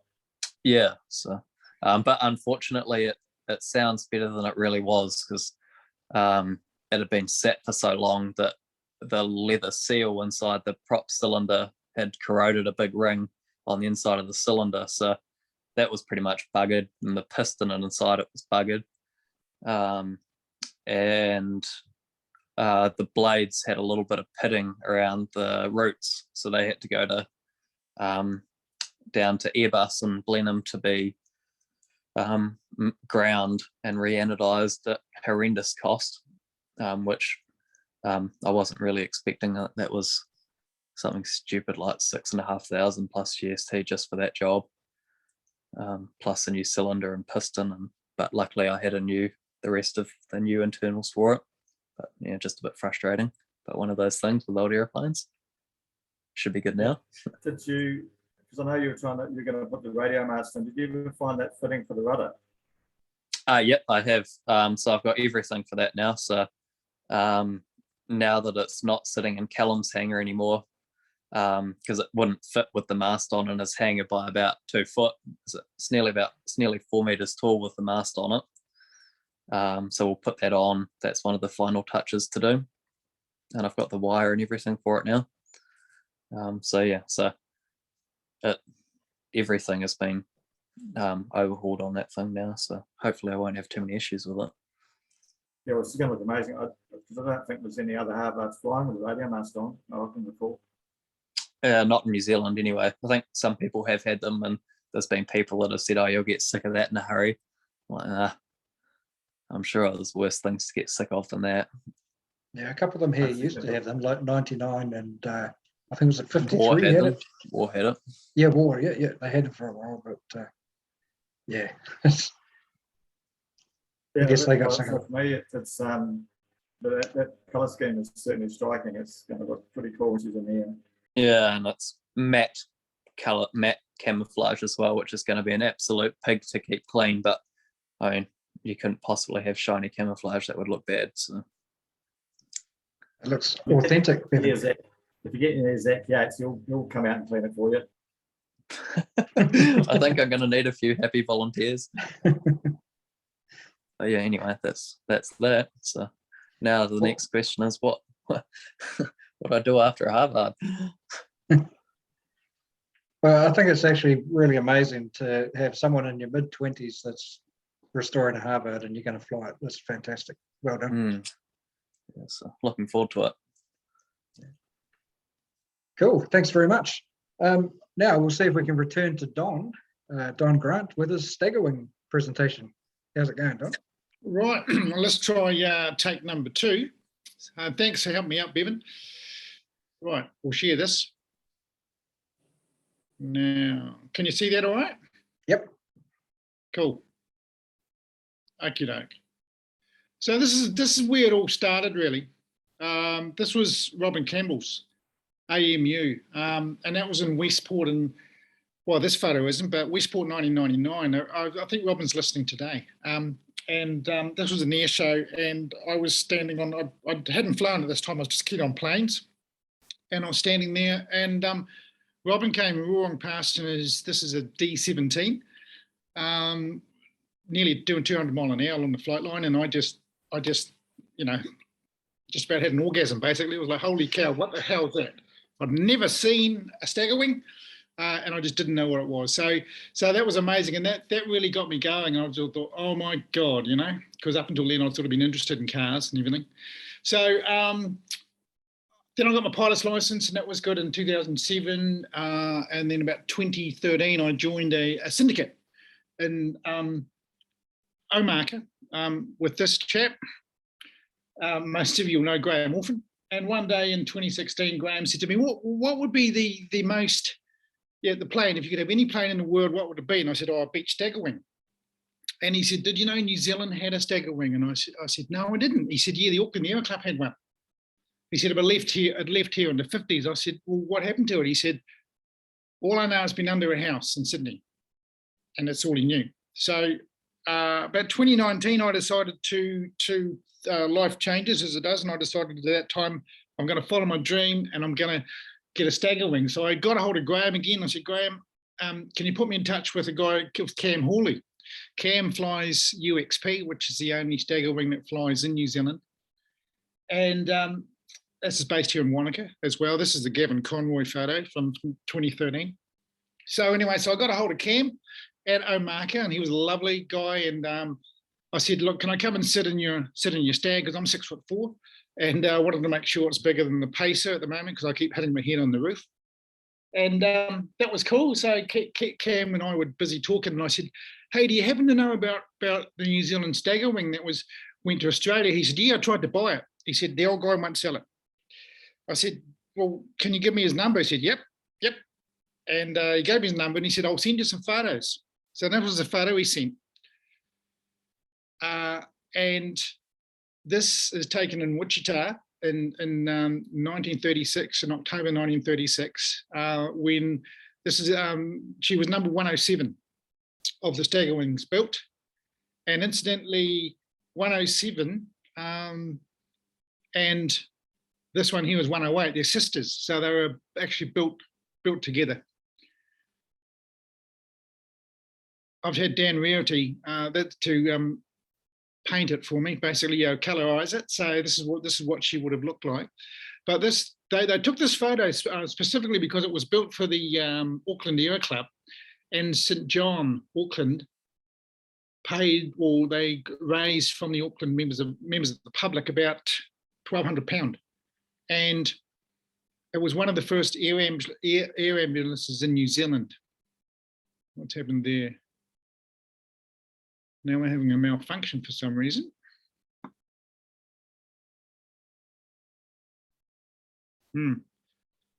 Oh, there we go. We'll go back one. There you go. Okay, so this is the interior of my plane in 1936. We'll stop that there, and you can see there's a split seat. It was the first Staggerwing with a split seat.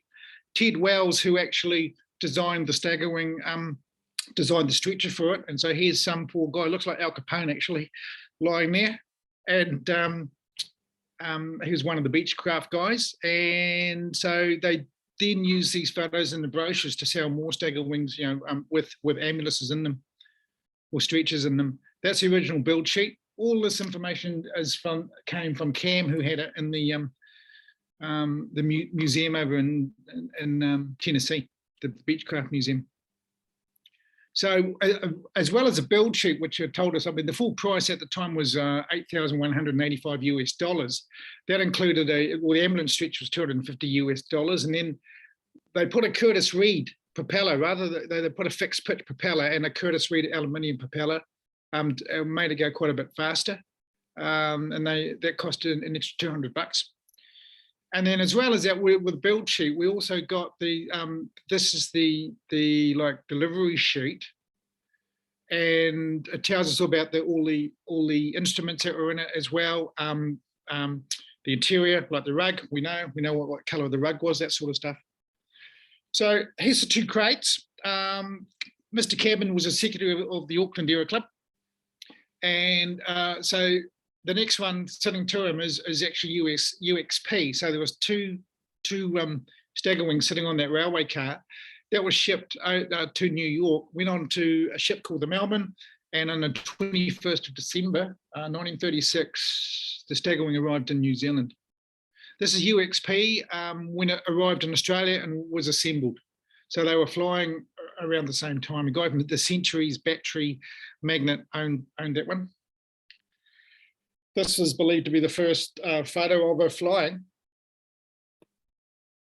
And at the time, this is the Auckland Aero Club. And you can see the Staggerwing over on your far left here. There she is sitting there. And a lineup of the other aircraft, and mainly all Tiger Moths sitting there. There's a Miles in between. And so she really was the pride and joy of the Auckland Aero Club. It was at the time the fastest aircraft in New Zealand, and it holds a record for being it was the first aircraft ever to fly direct Auckland to Christchurch. I had to get special permission to do that because generally they landed either at Rongotai, or they would land at and stop and refuel before going across to Omaka, one of you. Here's St. John. I mean, can you guys see the, no, I can't do that. Look at what that guy's wearing. Don't know whether you can see that or not. And yeah, the pilot, I think I might have to get a, Bevan, what do you reckon? We can get a jacket like that? Not sure. Yeah, but this was the Auckland, this was the St. John, and it used to do a hell of a lot of different air work right around New Zealand, ambulance work, including a lot of work with polio patients. It would fly, it flew to Dunedin in 3 hours 45 minutes from Auckland to pick up a polio patient, bring him back to Auckland, sort of thing. But it wasn't the first air ambulance. This was the first air ambulance, well, the first dedicated one built. And this is the one being built by Jay McIntyre and his syndicate in Marlborough and Blenheim. This is AEL. This came out again in 36 as well. And the other one was the Monospar in Christchurch, AET. And then mine, of course, is AEU. Here she is at Hawera. She used to go all over the country. She was fairly popular, fairly well known. Even where she went, sort of, she got some crowds. This is in Nelson. And here's a clipping of her when she flew Auckland to Wellington in 2.25 hours, which then was a record as well. There's some of the old photographs, sort of thing here. And then she was also used. This is one of the instructors from the Auckland Aero Club. And this is the chief flying instructor from the Auckland Aero Club, a guy called Dave Allen. I don't think you'd get away with doing this sort of stuff now. But that was the history of her up until 1939. Then what happened?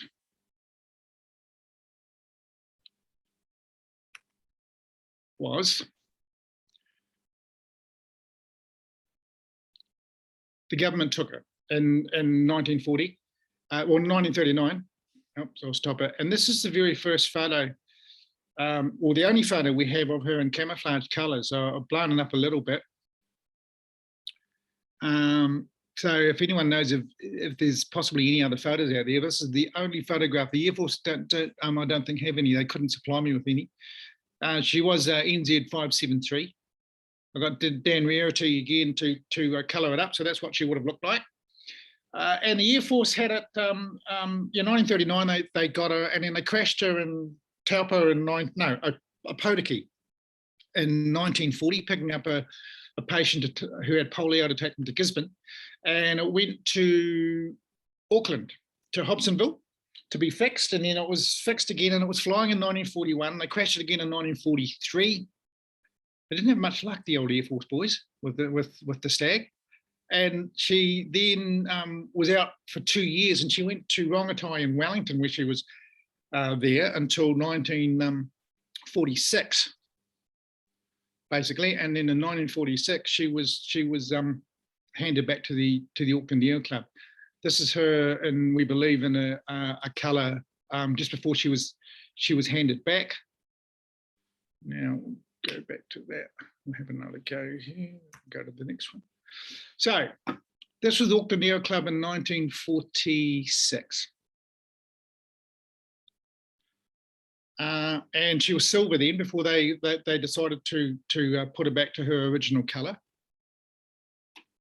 And as I said, it used to be used a lot by the public as well, sort of thing, and including one rich businessman used to fly his child to school from Great Barrier and get him home every week, whatever. And these are now just some photos of this is the Auckland Deere Club. The first building I showed you earlier was burnt down in the 30s, so they were late 30s. So they built this new one here, and this is around where the Air New Zealand hangar is now at Auckland International Airport. So here she was after the war. This is the 1940s. This is at Rongotai in 1947. And then just after that, here she is. She's crashed at Rongotai. Well, they did a wheels up landing. I think he forgot to put it down. And anyway, and they're landing on the grass in Wellington at Rongotai. The passengers actually commented apparently that they didn't even know that the wheels up was such a smooth landing. So they took the propeller off and got a new one down from Auckland the next day, put it on, and then just flew it back. No such thing as bulk strip downs at that sort of time. And these are just a few shots of her, AJS. But she was hired by businessmen to go. It was the lead year of the 1930s and 40s, and pretty much, I believe it was the fastest aircraft here until the Kitty Hawks arrived. This is being refueled in Kaikoui in 1950. So I got Dan to do another coloured photo just to see what she would have looked like. Always brings them to life, really.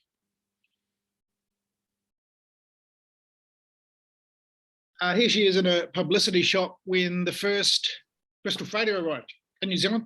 So you got a moth on the left, the Staggerwing on the right, and you can see the size of the Bristol freighter alongside it.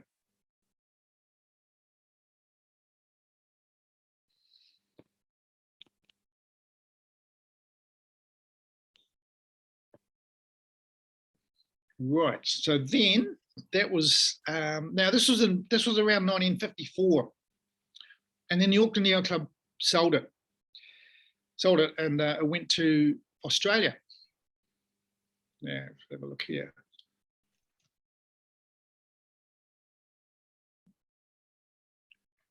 So I went to a guy called Colin Kelman up in Queensland, northern Queensland. He had a big sheep station up there near Julia Creek. And Colin Kelman had it for about 6 years. He painted it, of course, painted it white. That was, I believe, white with a red stripe in it, and he did the inside up. And I've talked to his son, because his son actually flew it. His son's still alive. He lives up in Brisbane, and he's in his 80s, and he's still got his pilot's license. But he flew BOU up there, and then his Colin and his wife, the son was John, was saying that the Australian government wouldn't allow any American planes or anything American at the time in, and then they had to apply and wait and to try and get something American because the British stuff wasn't that great or reliable. And so finally in 1954 they lifted the law, and so they bought the Staggerwing. They went looking for an American plane and got the Staggerwing off the Auckland Air Club. And then a few years later, John bought a 180. Oh, Colin bought a 180. And then him and his wife split up. So the wife, Peggy, got the plane, and Peggy flew it all over the Queensland, in northern Queensland, and she flew the Staggerwing, and Colin took the 180. So young John learnt to fly the Staggerwing as well. He did about 200 hours in it. They sold it in 63, changed hands, went to PMG, wasn't really well looked after. So then it went to TOT, and a guy called Len Day had it there. And sadly, in 1967, here she is. She's crashed at north of Cooktown, north of Cairns.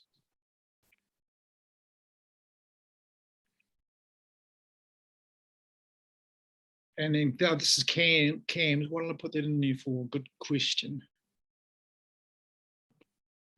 So then this is when I got a hold of Cam about it, and Cam showed me the pictures, right? And he said, well, these were the pictures of the plane. Cam had tried to buy this in about 2008, and the guy that owned it, he was Bert Smithall. He'd gone and put it under his house. So these are the pictures from Cam, and he said, here, have a look at these. And so I looked at them for 2 or 3 weeks, and I hummed and hard around. I thought, oh dear. Then I had a few beers, and I decided I'd plucked up the courage, and I rang Bert Smithall, and luckily he died. Well, I shouldn't say luckily. He died at the age of 94. Had a wonderful life. He'd flown around Australia in the year before by himself at the age of 93, right around Australia. So he had a great life. But he had the Staggerwing under his house for over 50 years. So these were the first photo I'd seen of it, and the fuselage was actually sitting up on top of a smoker room and is at the son-in-law's engineering shop, basically. So cut a long story short, I negotiated in 2019, and it took me about 4 or 5 months. 2 or 3 other people were chasing it, but I was lucky and convinced them that it had to come back to New Zealand because it's a New Zealand plane, and we wanted to have it restored to flying condition. So here we are in 2019, and the guy with the cap is Ken Smithwell, who's Bert's son. Ken was a retired Qantas captain. The first question he asked me when I telephoned about it, he said, "How old are you?" And I said, "I'm 54." He said, "Good. Oh, okay." Then he said, "I'll sell it to you." He said, "Because I'm 74." He said, he said, "It's going to take 5 years to restore." So he said, "So if you were the same age as me, I wouldn't let you have it," because he said you probably wouldn't fly it. He said, "It's got to be restored." So we got off on a really good foot. He was a great guy. So there was myself and Callum Smith from Wanaka, and Barry Small, a good mate of mine from Tiana. We went over there. It came with 2 engines. This is the engine that was in the engineering shop with the fuselage itself. We hired a trailer, so and there's the engine on the front of the Ken's Ute. There's the airframe on the back. We then got it. The first day was getting the airframe out, and then getting it down to Bankstown. I bought a container, put it in the container at Bankstown. We then went round to the house. Now this is Bert's house in Rosedale, and the house had just been sold. We had like a month to get the place out, or to get everything out of it. So this is a house, and then we opened the basement door, and here it is. And I thought, what the hell have I done? Never mind. Yeah, so holy cow, it's just 1,000 bits and whatever. But anyway, this is what so you can see the colours here, the TOT as she was.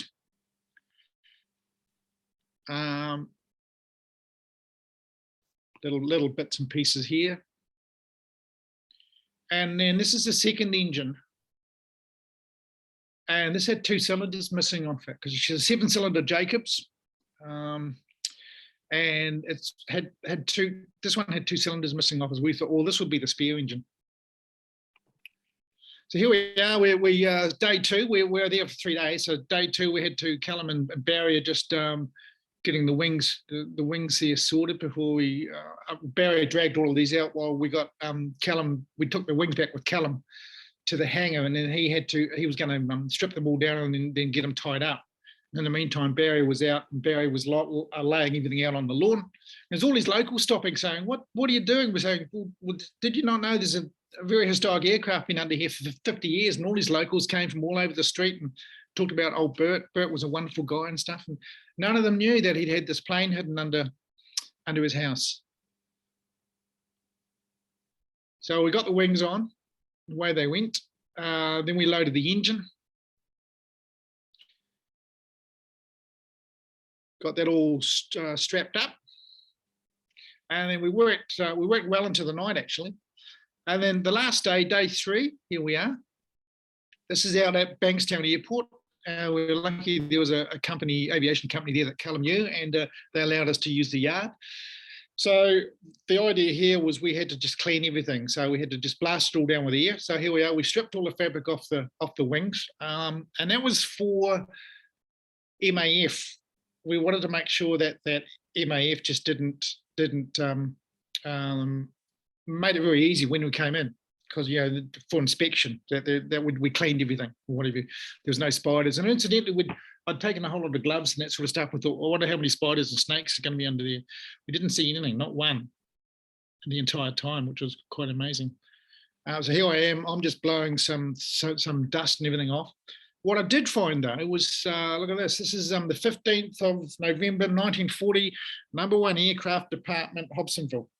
So that was after the first crash. This is written on one of the spars there on the wing, on the left wing. So they did the repair there after the crash at Apotiki. So we loaded it all into the plane. We got it all strapped down really nice and tight. Well, there's Barry on the left, and then Ken and Sue Smithwell and Callum Smith on the right. And then we had her in the container. And so we're all ready for the, what did I do there? Go back there. So that was all ready for shipping. That was end of August in 2019. Okay, so we got it to New Zealand, to Wanaka, and for the first year, nothing much really happened because COVID hit. Go back to here. So yeah, so it was in the container for over a year, and then after the first COVID, I came down in like June 2020, and we got her out. So this is when we get her out, we decided we're going to just look at everything and take stock of what we've actually got, basically. And here's the serial number. This is the 107. She was just stamped on the front of the bulkhead there. And in behind there's another Staggerwing. That's BBL. That's Alan Arthur's Staggerwing, being it's still in restoration at Wanaka as well. So we had to pull everything apart on my Staggerwing and whatever. And then here I am starting to sand it down. This is 1 degree Celsius inside the hangar. Whatever, it's good bracing stuff. This, tell you. But the whole idea of the airframe was sand it all down and see what we've got, see what the airframe was actually like.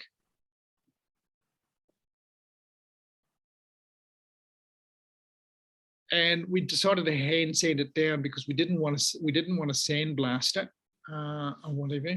So we just took it easy and did it the hard way, but we just wanted to make sure we didn't it's a steel tube frame, but they're quite delicate in a way. And then once we had it sanded down, then we wanted to put everything on it, all the pieces that we had on it. So to see what was there, what wasn't, because there's quite a few tabs missing. So here we are, these are all the original ribs and everything.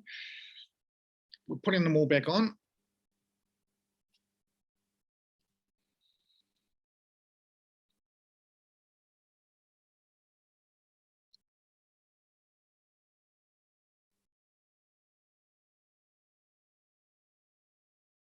And what was really handy was that Bert Smithwell, he was a Qantas pilot, and he used Qantas ear tags.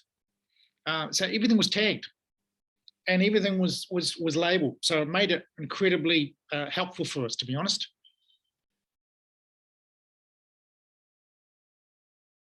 This is some of the getting up to the front windscreen. So once we had it all on, and then we knew what we were working with, we then had to start looking at making the new ribs. So you see the green ribs and everything here, right? And Callum came up with the idea of that's the luggage compartment. Callum came up with the idea of using this machine called a water cutter. What we did was there's the ribs. The whole box of ribs, and we took them into, this is a company in Wanaka called Y Innovation, and they use the water cutter, which runs at 50,000 PSI, and it does a beautiful job. It's better than laser cutting because it doesn't burn it, and it does a beautiful job of cutting out wood. So we scanned one of the pieces. So first they take a rib, and then they scan it, turn it around, this is on their CAD system. And then he drew the frame up, got the airframe going. And then this is Elliot. He came out and took a few photos, that sort of stuff to get it right. And then you can see all the different colors of all the different ribs that we had to make, computer cut them. In the meantime, I'd moved to Wanaka permanently because I wanted to basically help manage the project. Because Callum's pretty busy. He was busy doing Alan Arthur's Staggerwing, and Bevan was there at the same time. He was doing his, as well as general aviation. So he's pretty busy. So anything I could take off Callum to actually help me move forward in my project was going to be a bonus for both of us. So I got the engines out because they've been in the container, and I'm working with South Air with a guy called Damon Himberg, wonderful guy over there in South Air, engine guy. He hasn't done a radial before, but he's very, very experienced in engines, and he does gypsy moths and a number of aircraft. And so he's very keen to do it. So I debated whether to do that or to do what other people have done and send them overseas. In the end, I decided to do it here. So here I am loading. Well, here the boys are. That's Mark and Callum loading the first of the engines. I've got 2 engines, and then we took them over to Tyree at Mosquito. The boys are unloading it off there. And then there's the second engine. There's Tim and Ben with this and the engine that had cylinders missing off it about 2 weeks later, and that's actually Bevan. Bevan, that's your Harvard sitting there. Yeah. That's the second engine with all the cylinder heads and everything we needed. Sent them over to Tyree again, and they stripped them down, and then we had to clean them all up. About 140 hours of labour just stripping them down and cleaning them so we could take stock to see exactly what we had. And then from that, we can then figure out what we're doing. And so what I've done is I'm using one of the core engines, one of the cores, and then we're buying all new parts from the States, and we're getting it all assembled here. So in the meantime, we had the water cutting got underway. Here we are. This is the water cutter, and this is MDF for a start we used because we wanted to trial it. We didn't want to cut good plywood, so that's the MDF. So it's all numbered, and then we fit it up to the airframe. You can see the other Staggerwing there over there is now, but that's Alan Arthur's from Albury, from Australia. This has now been painted, and that's work is progressing on that one. This is the back to the engine, engine 2. So we had to decide which engine, and it was engine 2. The second engine I took with the 2 cylinder heads that were off it was actually in the better condition. This was engine number 1, and you can see there that moisture had actually got in there on whatever, so that wasn't any good, but it worked out well. Now, what happens here? So here we are. We've now got all the MDF on, and we started putting the everything else on the side of it, the stringers. And meanwhile, in Auckland, fantastic craftsman up there who used to work for Garth, Rob McNear. Rob, here he is. Rob is rebuilding the wings, restoring the wings. Hell of a lot of work in that. It's 2 years. It's about 6 months for each wing. But you can see the craftsmanship which goes into it, which is what Garth was saying before. Absolute craftsmanship. It's wonderful to watch. And it's a hell of a shame to actually cover them, I think. I mean, I'd like to have one and just stick it on the wall, but it doesn't do its purpose there. Now, this is the carpet. This is the carpet I actually had made. This is rose taupe. This is the exact color that it came out of the factory. I had to get there with the wool hand dyed, and there's only one company in New Zealand that will make carpet like this for you on such a small roll.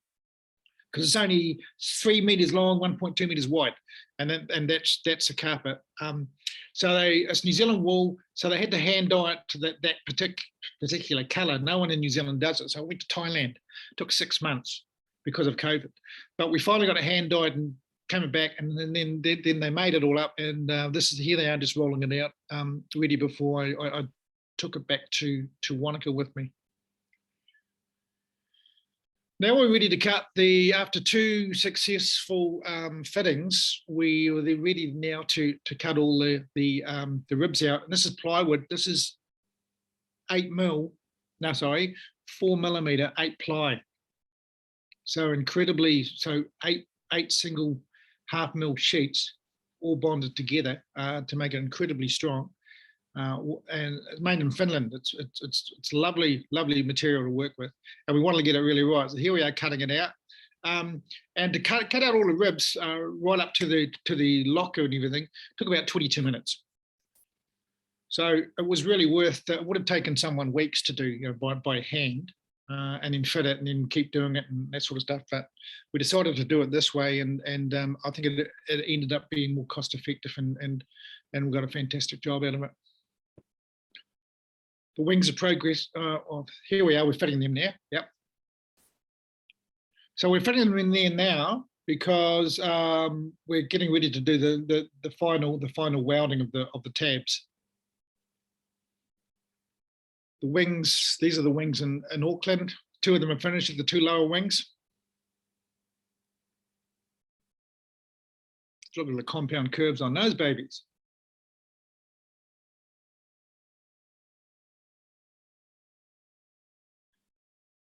And these are the latest photos. This was actually last week. And this has been welding in the, that's an actually, I didn't realize that. Can you see that going as a video? Yeah, yep.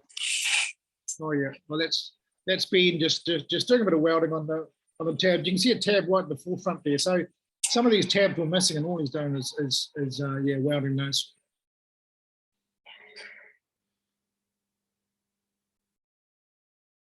Pipe a cub frame in the back. That's young Ben. Here's Tim, and Tim's soda blasting. So we decided to soda blast just the airframe again before we took it in for painting. And we soda blasted, well, Tim soda blasted the back half. This was on Wednesday of this week or last week. Basically, got it all done. Come up beautifully, looking really good. So now we're actually ready to paint the fuselage, and she'll be all painted and finished by Friday of next week, in time for Christmas, which is great.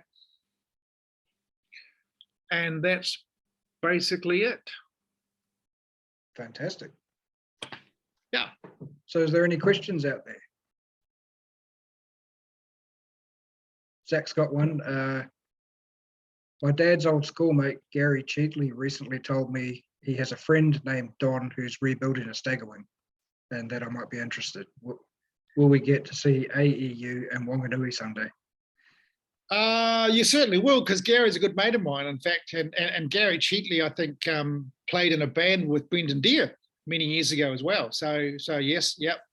Gary's you certainly will. One day I will fly in there. I was wanting to fly in and see Jeremy Anderson. Jeremy was a great mate of mine. He sadly passed away a couple of months ago. He was a flying instructor up in Wanganui. But yeah, there's certainly you'll see the Staggerwing around New Zealand a lot, because I plan to. I've got a fantastic guy called Peter Clark, who's a researcher down in Wellington, and he's been doing a lot of research. And the more research that we do, the more we're finding out. And I've had 2 relatives of the pilots who flew it have already come and visited, and they're staying in touch. And my plan is to actually probably write a book on it. And because it's to capture the whole story of it, not just the history of it, but also some of the pilots that flew it, and then that sort of stuff, and then up to when she's flying and that sort of stuff. So want to take it around New Zealand, back to Auckland to the Aero Club, that sort of stuff, and celebrate the 1930s. And that really was the the heyday of aviation, and when aviation was still very rare, but it was such a thing that would draw hundreds and hundreds of people along and get people dreaming about aviation and flying. So that would be nice. Yeah. You certainly managed to find a lot of photographs of it. I was quite surprised at how many you have. Well, Marcus Bridle has been fantastic. Yeah. He's got a fantastic collection. So Marcus was the first guy to pop up and say, "Hey, here are all these." And from that, we've been finding a few others, and I found a few in the National Archives. We got a video the other day, so we've got a video of her actually flying back in 1936. So it was a video of her when she was being assembled, and then when she was flying at a near show, which is great. So the other thing I'm doing is in talks to have a little documentary made.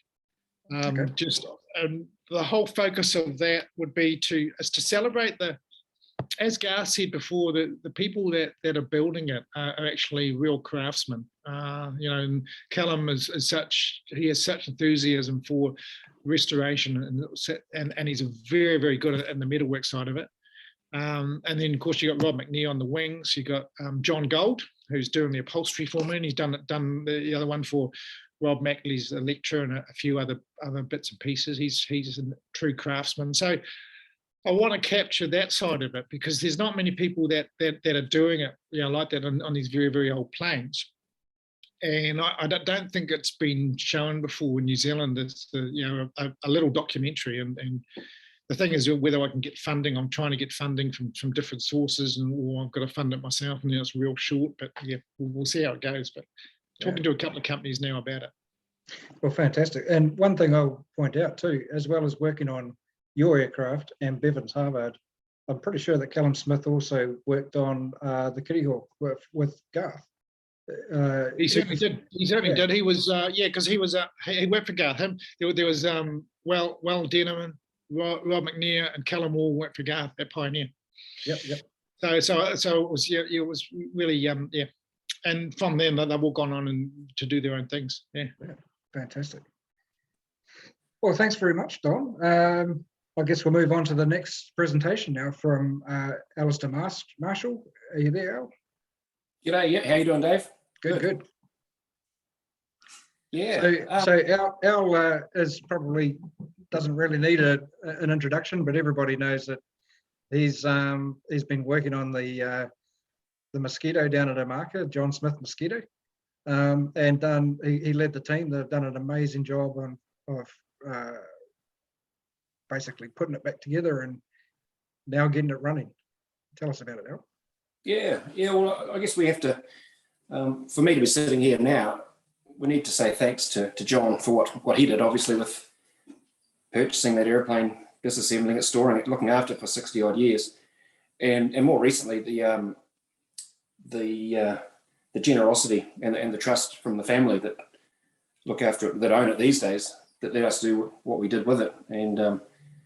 And I often say that we often think of Omaka as there's nothing we can't do here, and other than the work that the AFSPEX boys did helping us disassemble the airplane, everything we achieved on this airplane we did within 10 nautical miles or 10 kilometres of this airfield, in terms of the paint that we used for the aircraft and all the support that we got, literally is in a 10-kilometre circle. So I'm pleased the other boys did a photographic talk about it, because it's more pretty to look at than I am. But what I'll do, I'll just give you a bit of a breakdown as to why I'm here and how I got involved.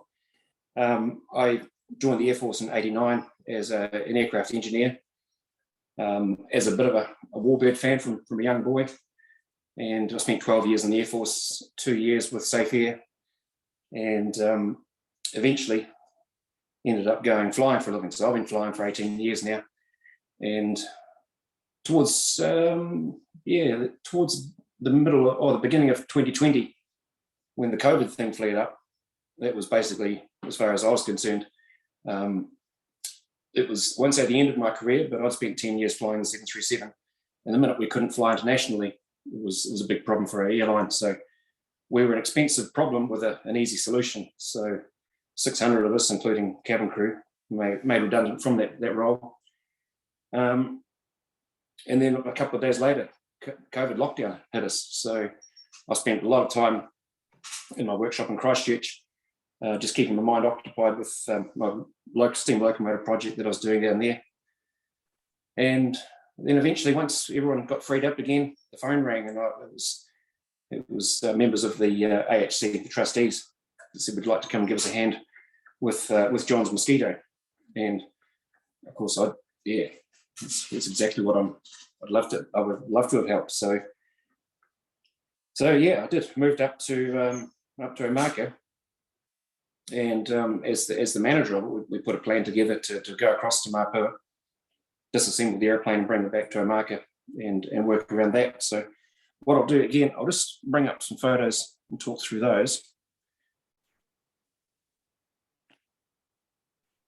We all seem to have different systems for bringing these things up. So just bear with me.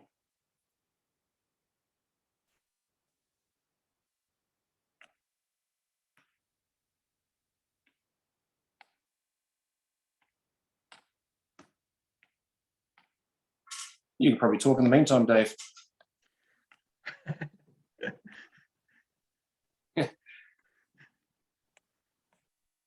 You'll get there. Yeah, I look at this machine, and we won't say it's a barn find. We won't say that it was a surprise to anyone that airplane was in that barn. But the privilege of being asked to be involved in it was incredible. Yeah, and I think I'm the happiest unemployed airline pilot out there at the moment. So fingers crossed. This is the airplane. In what are we looking at there? Probably the late 60s, early 70s, and before John stored it, it was preserved under a makeshift shelter like that. And I was lucky enough to visit John a number of times in my early days. This is one of my photos that I dragged out of an album a while back, and that's when you were lucky enough to be allowed to look inside the hangar or the shed. That was usually the first thing that you got to see, and a lot of people didn't even get that. We were lucky on that day that the big door could be opened, but there was a side access door that was usually what people got led inside. So the tailplane of the aircraft is sitting on top of the wing there. There's a P-40 spinner there, and there'd be a whole bunch of other stuff, as we know, hidden behind it. And that's the view from the rear of the aircraft in the shed. And we know a lot about that white paint that John applied to the aircraft. It was in the days when it wasn't stored as he would like it, and he painted it white to reflect the UV. And we believe he'd put pesticide in there as well to keep borer out of it. So this is the day one when we all turned up in Mapua. There was, I think, 22 of us on that first day. We had some Airbus staff that were helping us with the propeller removal. And yeah, a bunch of individuals and business support. And in my case, it was just a matter of getting an understanding as to what we needed to do to get the airplane apart. And the people that we had working with us, they were just the right people just to get given tasks. And on that first day, we took propellers off. We did actually take the engines off on that day, and most of the nacelle components came off it as well. Here's our good mate Tony Whitenberg from Classic Aero Machining. He came across on that day there, so he's just helping us guide the engine, one of the Merlins, from the wing onto a storage rack. And yeah, that's quite a piece. That's a piece of Aerospace's gear. That's what they would use to freight their engines with their Mosquitoes to customers in the States. And yeah, it was quite a piece of work, quite a frightening thing to push around on casters. Yeah, at times with precious cargo like that. The shed itself, crikey, it was built around the aircraft, and John had designed it so that the opening there could self-support itself. So if he wanted to take the airplane out, he could just open the doors, and there was a pair of poles that just supported the span of the door. We trusted the fact that it would probably work. but we didn't want to find out that it didn't. So the Nelson lifting team there just took the weight of the span as we took those poles out, and it did. It supported itself nicely. And in fact, the actual problem we had was as a northerly was building, the roof started to sail. So it was actually supported nicely by its structure, but it was actually trying to, won't say float, but it was certainly getting light at times in the wind as the wind blew over it. So the minute we got the Mosquito out, back with the poles, and from there we were in a good spot. So that was late September. I started on the airplane in mid-August, and it took us until late September to get everyone together enough to wheel the airplane outside and make a start on taking it apart. So it looks awful in this picture here. It looks really tatty, but that's only because that's what we did to it. We took a lot of components off it, and the rag, if you like, that's covering the canopy there, it does make it look like an old, looks quite, almost like an insect. So then, of course, we had Wal and the boys from Avspecs come and help us disassemble the aircraft. And, right now, they're the people that know more about the airplane than anyone. And I think it would have been a reasonably frightening process if we'd tried it as amateurs. The interesting part of the lift there, that forward strop that goes under the cockpit there, that's on a sling point, which is the recoil mountings, the recoil beam for the cannons, the 420mm cannons. So it's probably the strongest part of the aircraft. And then at the rear there, the rear strop is in a position there which surprised me when I didn't understand exactly how you lift a Mosquito like that. And the idea being that the front of the aircraft has its own center of gravity and the rear of the aircraft has its own balance point. And if you lift it away from those balance points, that bit that spans the two will break. And the book's quite specific about that. It says if you don't lift it where the placard points are, it's catastrophic, and it will break. It's guaranteed to break. And we get a good view of just how little airplane there is between the cockpit and the rear fuselage. And those blue beams there, they aren't required at that point. The airplane's still strong enough to be intact, but it just lets you maneuver the tail around without worrying about breaking the thing in half. And the thin bit between the canopies there and the daylight, the average man's hand would probably span that gap. So it's only 8-9 inches in thickness of timber. Yes, so the wing, again, one-piece wing, 54-foot wingspan. And this is our Blenheim lifting company that came and assisted us this day. So they needed 2 cranes to lift the wing from being in a flat position to being vertical, and then put it on the transport frame that we'd borrowed from Avspecs. And it was quite cool to watch those boys work with those 2 cranes, remotely controlled, and at opposite ends of the trailer. They just father and son, and they just worked really good. And eventually later that day, the airframe components turned up at a marker, and again we had transport and support frames that we'd borrowed from Avspecs, which meant that they were, I won't say, well, they were portable, but in some cases they were quite difficult to push around. The fuselage, you could maneuver it around on its casters comfortably with 1 or 2 people. At times, that wing, if the casters didn't, you could use 8, 9, 10 people to put that wing where you wanted. And once she was moving on the concrete, you probably need another couple of people to stop it again.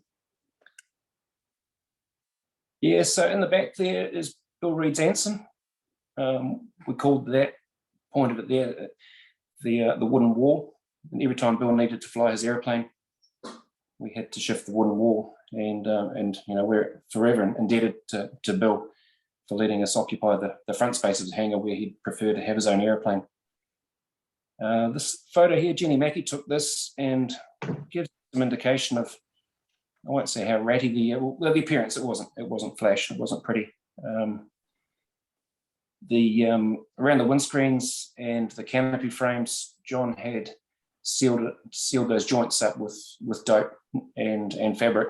So he had quite cleverly waterproofed the airplane, but we had to be very careful how we removed that without damaging the rest of the fabric that we wanted to keep. And this part of the nose that we're looking at there, the nose doors that cover the Browning guns, they were quite badly sunburnt from the years that it spent outside before it had a proper shelter. So a lot of that fabric on the nose did need replacing.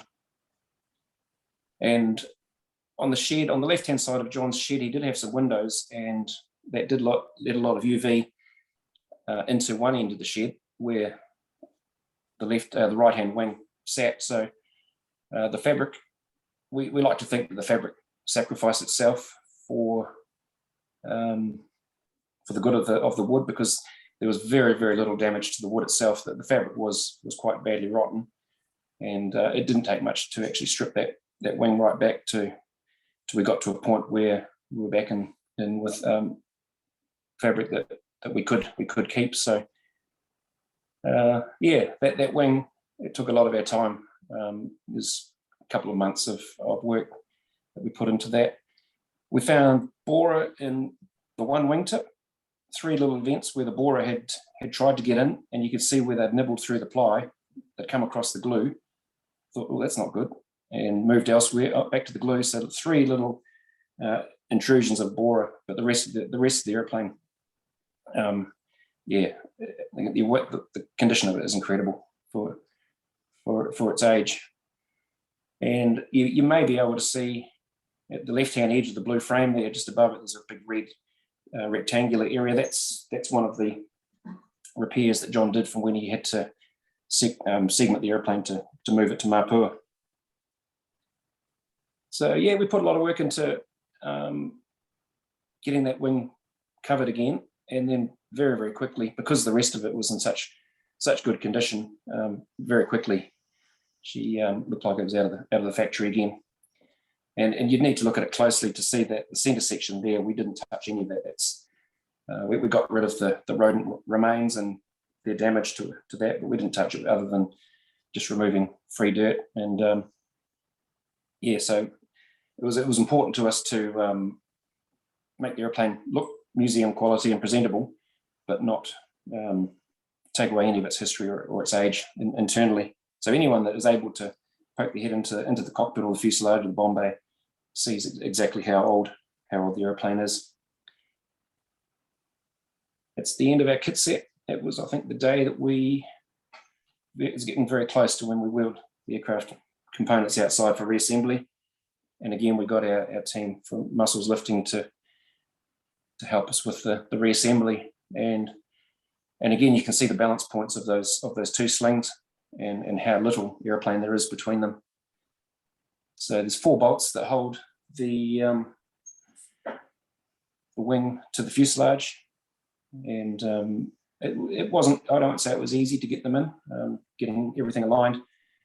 We were on sloping ground, and I don't know that I accounted for the sloping ground as well as I could, but we got there in the end, and the airplane went together, so that quite shortly afterwards we had an airplane that didn't look much like it did 7 months earlier.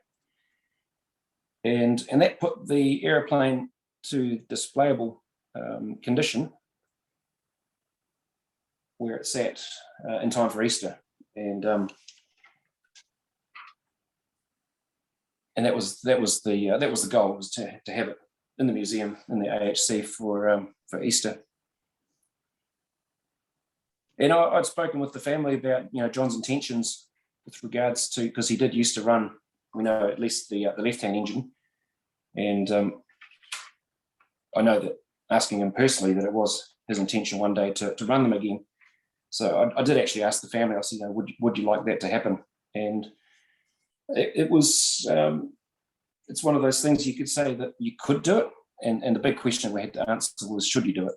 And I look at a couple of machines that people got a bit blinkered by a result, and the one in particular I think is the B-29 in the Arctic, the ice cap up north years ago. That if they just sat on their hands for a bit and went a bit slower than they did, they might have come up with a good result. So I didn't want to get blanketed into, like I said, we could get those engines running, but you have to answer the question: should you do it? And like I say, I know John, when I visited him years ago, he said he would love to, but it was just too difficult, and the condition of the airplane as it was quite risky. So to make the decision whether we should run those engines, I came up with what I called roadblocks, and for me there was 2 roadblocks, and that would just stop the project in its tracks, and would leave it sitting like it looks there. And the first was the engines. Were those engines able to run without drama or damage or anything that would that wouldn't do them any good? And to me, the other side of it was the structural strength of that airplane. It's a 75-year-old machine now, and if you had a 75-year-old dinghy, you probably wouldn't take it out probably wouldn't put it on the water. So my biggest concern was just how strong the airplane was, and we'd spent 7 months with the airplane apart, so we were able to look at those repairs that John did, and we put together I won't say a report, but everything that every system in the power plants and the structure in every system, there was reasons that they could be brought back to life, or the reasons that they shouldn't. So we wrote all that down, and the Smith family, with quite a lot of consideration, that they came up with the decision that we would move with running the engines if we could. And so if we talk about the structural side of it, if someone watched John buy that airplane and disassemble it like he did, he had to do that he wasn't able to shift it from Woodburn to Nelson without, I think he was 22 years old, and he'd spent a lot of money buying that airplane, but he didn't have any means to shift it from Woodburn to Nelson. So this was in the early days with the engines off, and you can see that clearly he's taken the outer wing portions off the wing. And the rear fuselage, it got cut just probably in the region where the flap, the trailing edge of the flap, runs up and down the fuselage. And if someone saw that as a preservation, they probably wouldn't understand it. But again, that was his only means of doing it. And it looks pretty dire here. This is at Mapua when he was putting it back together, and we put it back together with radio controlled cranes, and we had all good lifting gear and safe practices and stuff. And him and his dad and George, his brother, just put it together on the ground. And you might notice in the background there's a chicken coop. And later in life, when the airplane was reassembled, that chicken coop became quite famous amongst people that were there. The poor old chickens, when that engine was brought back to life, I think the chickens didn't know quite what had hit them. Yeah, so I was looking at the age of it, the materials, and the repair to that fuselage. This is her going back together, just lying on the ground. The big A-frame in the back, the timber A-frame, was part of the A-frame that he took to Woodburn to take it apart, and corrugated iron on the segment of the wing where he had cut it. So what you have there is the center section of the wing, fully intact, and the airplane has been pushed back onto those four structural bolts that hold the fuselage to the wing, and that would have given him a good position to make the aircraft accurately aligned. And if I go back to a photo that we looked at earlier, that was probably the most stress that airplane had ever been under. Was the red line at the front there is basically through his repair in the fuselage, and all of that weight of the aircraft on the trailer from Pua trying to tear that thing in half. And we had a webbing strop system that when it was transported, it was taking the weight, supporting the weight, but that would be the most stress that airplane had ever been under, was when it was sitting on that transport frame for the 6 months or so that we prepared it for reassembly. And that's roughly where the wings got cut through. So that was the biggest test of that wing, I guess, since John repaired it. It was quite a stormy day when it came back from Nelson, and on the open road on a trailer like that. I guess that was, again, the biggest test that it had ever had. So when we come to the decision about, is the airplane strong enough? This is the wing and the airframe with the nacelle taken off, and there's George Smith, John's brother. Probably wondering what we've done to his airplane, but there's a big steel and aluminium structure there. While Denham summed it up, he said, yeah, the engines aren't mounted to the aircraft, they're mounted to the undercarriage. And there's points above the undercarriage there where the engine bearer pins attach, and then this big tubular frame, which goes back to the rear spar, that gives that undercarriage and those engine bearers their strength. And it's all big gear, it's all strong stuff. So with a wing that was in good condition between the engines, that was one of our concerns answered. And then with regard to the repair that he did to the fuselage, that is the steel plate, well, I won't say steel plate, but steel sheet that he repaired the joint with. So it's about 2 foot wide, and there's a whole bunch of steel fasteners that go right through the aircraft onto the inside. And yeah, I won't say it's as strong as how the aircraft was built, but yeah, it's not that visible when you look at the airplane as it is today, but if you know where it is, you can certainly see that steel plate. And again, with the picture that we had of the fuselage under tension, when the airplane's assembled and on its wheels, that joint is actually in tension, and it can't come apart. It's being forced together. So like I say, that's the most stress that it's ever been under, I believe, since it was built in 1945. And John's makeshift shelter, again, tested the strength of the whole airplane, the wings and the fuselage.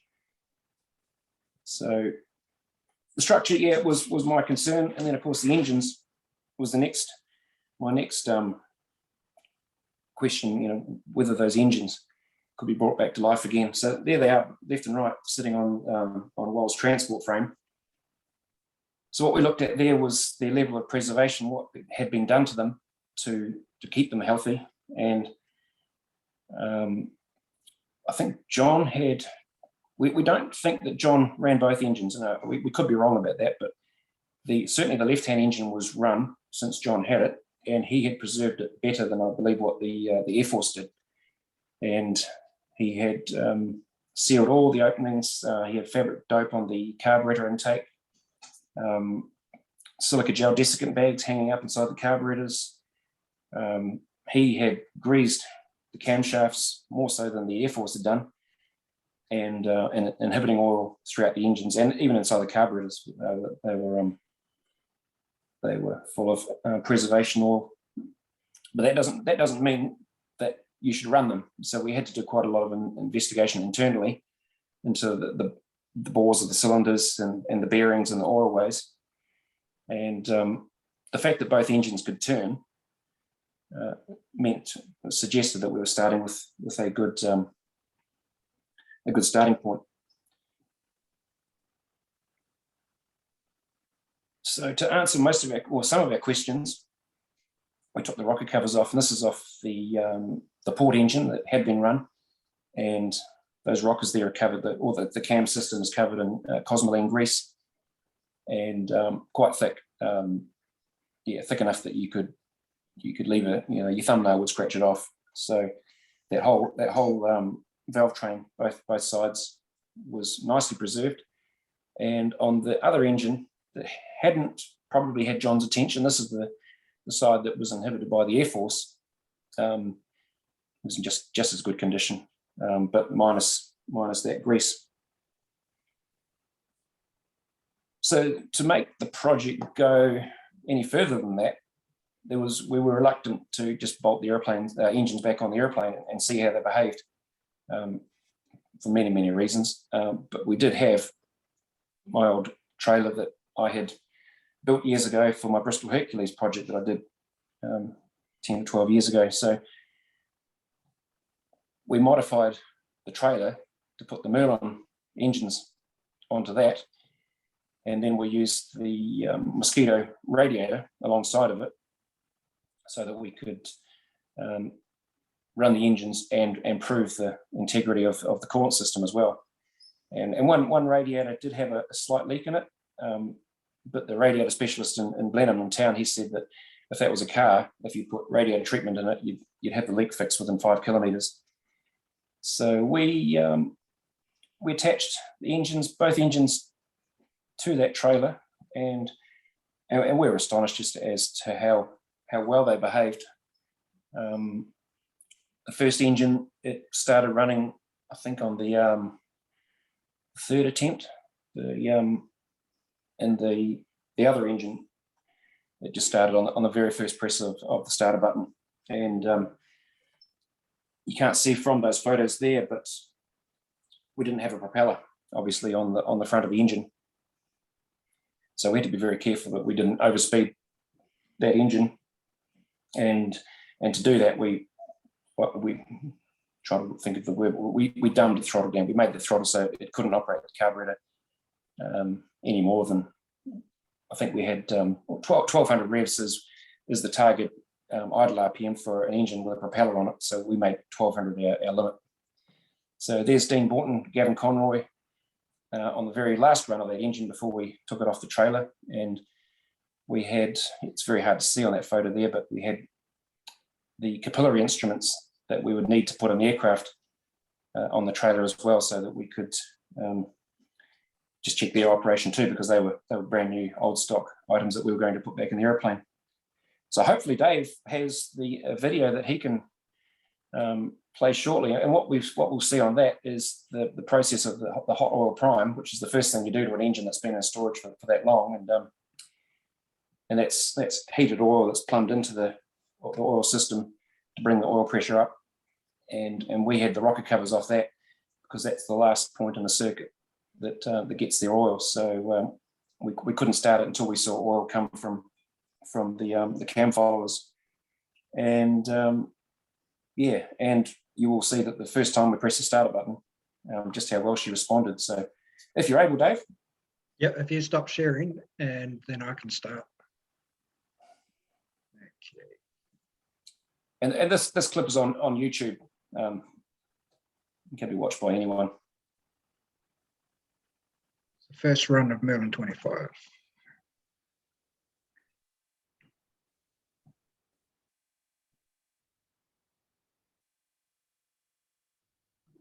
"69 years.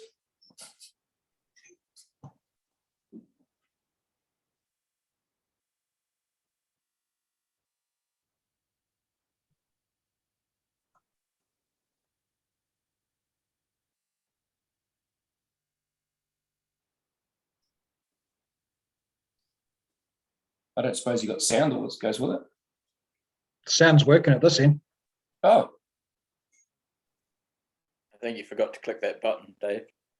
Oh, hang on. I will do that again then. So that, I'll have to stop sharing and share again, I guess, will it? Yep. Okay, share screen. Yes. And share, and I'll bring that back to the beginning.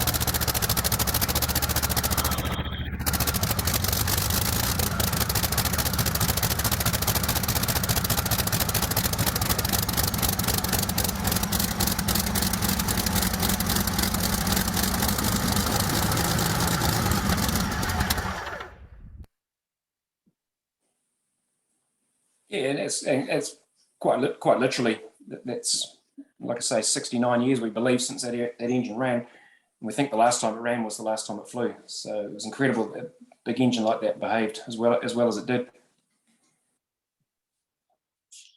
You want to watch the other one now, Al? Well, I'll talk more about the propeller, so I'll start sharing my stuff again. Yep, sure. And again, bear with me with.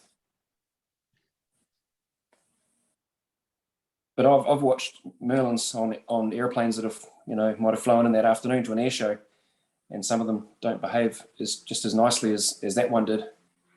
And the fact that we cranked it, primed it, put the booster coil on, and it ran, and it just sat there running. It didn't require any clever throttle work or extra primes. It just started and ran.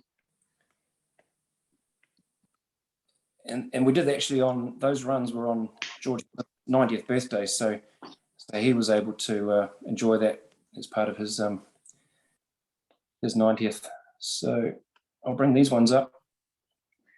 Airbus out of Woodburn, they were incredible with their sponsorship of the propellers, because we had this intention of, they offered to give them a cosmetic overhaul, and I asked them if it was possible just to do that with regard to with a possible ground run in the back of their mind. What again we wanted was roadblocks. Any roadblocks that would mean that would be a bad idea. But Don McKenzie, who did most of the work on it, he said he'd never seen propellers like it, and probably because he'd always seen propellers that would come in for overhaul, whereas these things, didn't have probably less than 200 hours between them from brand new. So once they came back, they were set and forget, because they'd been through bench testing and balancing and flow checking, so they were good to go. And one of the cool parts about it, it's not easy to see on this, but that's the yellow tip of the left-hand propeller blade, one of the left-hand blades, and there's some scratchings there. So it's vandalism, if you like, but what it says there is the kiddies, Flicker, Jim, Eric, February 27th, 1946, East Fortune. So that was a Royal Air Force base in Scotland, where that propeller had been at some point in life, and those kids had carved their names into it. So we were quite keen if we could get those propellers preserved so that they wouldn't decay. If that could stay with the propeller, it's like Bevan's machine. That's something that we thought if we can do it without damaging, or without, it's hard to describe, but we wanted to keep it, and Airbus were able to do that. So we got new anodized blades, but that little portion there was preserved. So the propellers, I basically said they were set and forget, because if we were a paying customer, they would have had serviceable labels, they would have had green tickets on them, and they literally could have flown. But then we came to the next big deal, was the electrical system, and this airplane, it is quite electrical, and it had suffered. Any airplane 75 years old, you'd be unwise to use the electrical system on it as it is, and in this case, especially, it had been in dark storage, and I won't say it was a haven for rats, but the rats had chewed a lot of the wiring that we would require if we chose to use it, and I learned that rats only chew things because their front teeth never stop growing, so they chew on things to control the length of their teeth. So because of that, the wood never got attacked, but the rubber and the wiring, the plastic insulation did get attacked. And I remember Frank Frost from Nelson, he used to visit John a lot, and he said every time that they put a battery onto it, more and more pieces started smoking. So the electrical system is intact, but it's original. So our requirement for running the engines was just a starter motor and an ignition booster coil to get those engines running. And then once the engines were running, you don't need electricity in the airplane at all.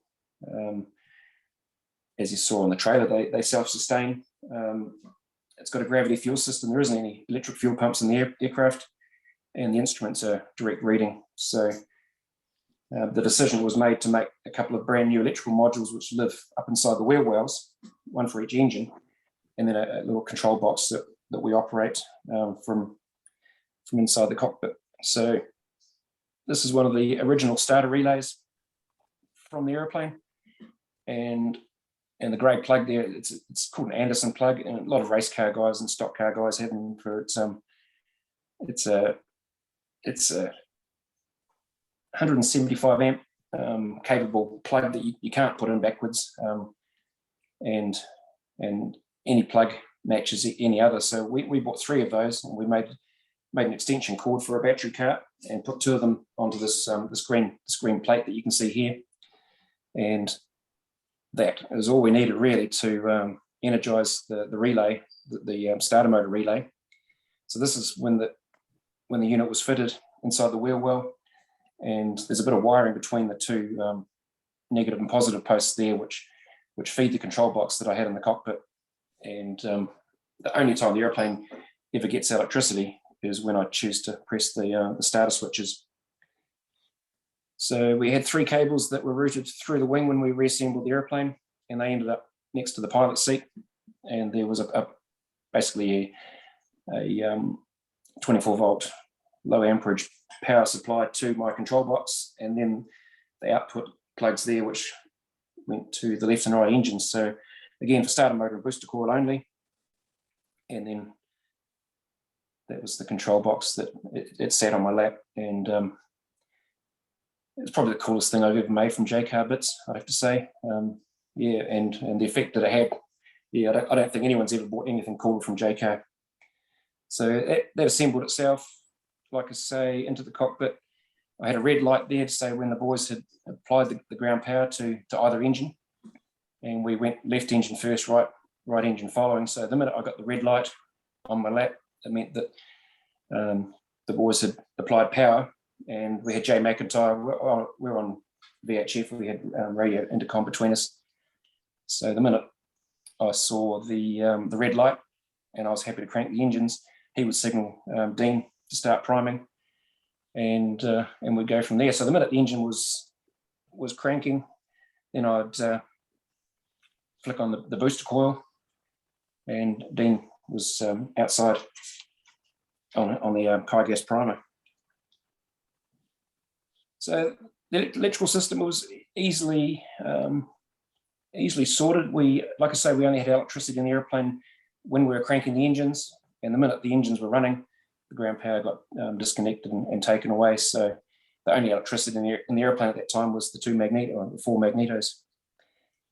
However, we still had the fuel system to think about, and sparks and fuel and wooden airplanes. And this was one of the biggest threats we had, and the risks that we worked out with the old hoses. They called them Petroflex hoses, and there's nothing flexible about those these days. They were, it'd be easier to bend a bar of glass than those hoses.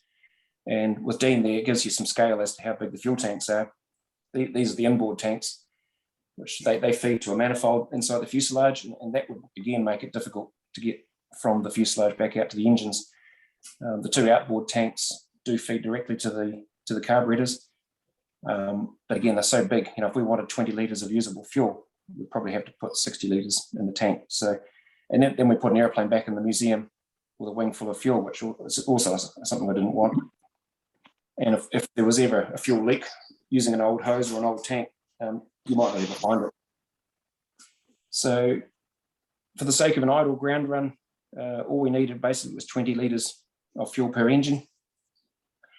So a friend of mine got me these, the United Nations, the dangerous goods rated container, that by the time we plumbed into the aircraft, we got 17 litres of usable gas per engine, which we believe, we haven't run the numbers completely, but it's say 15 minutes of idling.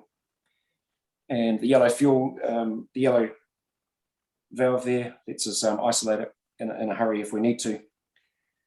So that bracket, the green bracket that you can see there, is the mounting also for the electrical tray that lives below it.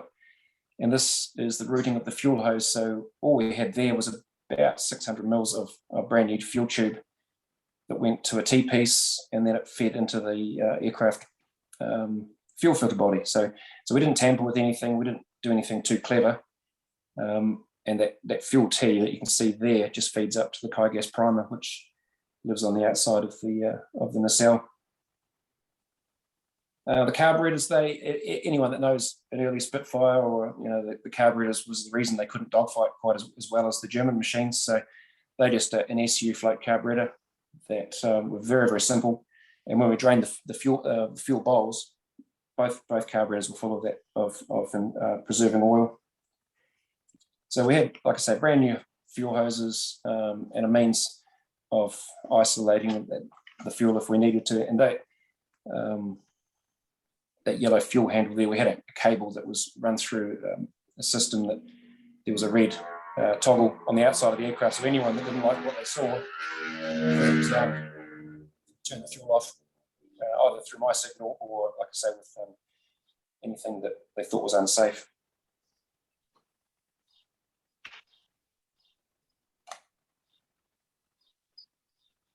So the two modules there, they're basically steel brackets, and they attached to the undercarriage structure that I showed you earlier, the big A-frame system that's inside the wing.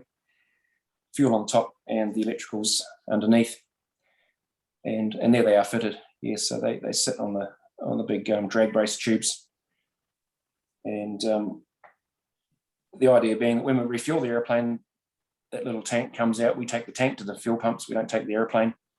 And then when the airplane goes back inside the museum, the fuel tanks go elsewhere. And we have a ratchet system there which contains it, traps it in its tray. There's a very simple little fuel gauge there, which is some aluminium tape that we calibrated with water. And then there's a fuel vent which goes down the left-hand side of the nacelle, and it picks up on the crankcase the engine breather, so it takes any fuel vapors overboard with it. So quite a bit of work with the electrical and fuel system there, and I was lucky enough to do most of that in Christchurch, and then install it in the airplane during our second lockdown. So the AHC was very kind to give me access to the airplane during the lockdown. So then we had to think about the oil system, and the oil system was complete. We knew that the engine oil systems behaved. The tanks were in good condition. All of the pipelines were intact. The rubber joiners that couple them, they were all intact. And if you had to say a picture's worth 1,000 words, this is the oil that came out of the engines. It's the oil that came out of the left-hand engine. And I won't say you'd reuse it again because it's 50 or 60 years old, but you'd probably drink it.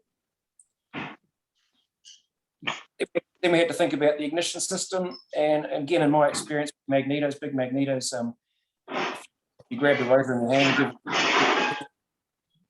you probably get a shock off it. And both of these magnetos on both engines, the contact breaker points that you can see there, they're as good as they'll ever be. And the spark plug picture at the bottom there is the testing the booster coil, make sure that we had a spark for starting them. So the biggest risks that we had there was, in that case, we did choose to use the original wiring to go from the magneto switches down to the mags. But in these airplanes and many others, they've got a copper braid around them so that the rats weren't able to chew on the cables. And we did a continuity test to make sure that when the mags were on, they were on, and vice versa. Booster coils, we bench tested them, and the condition of those breaker points meant that we weren't going to have too much of a problem.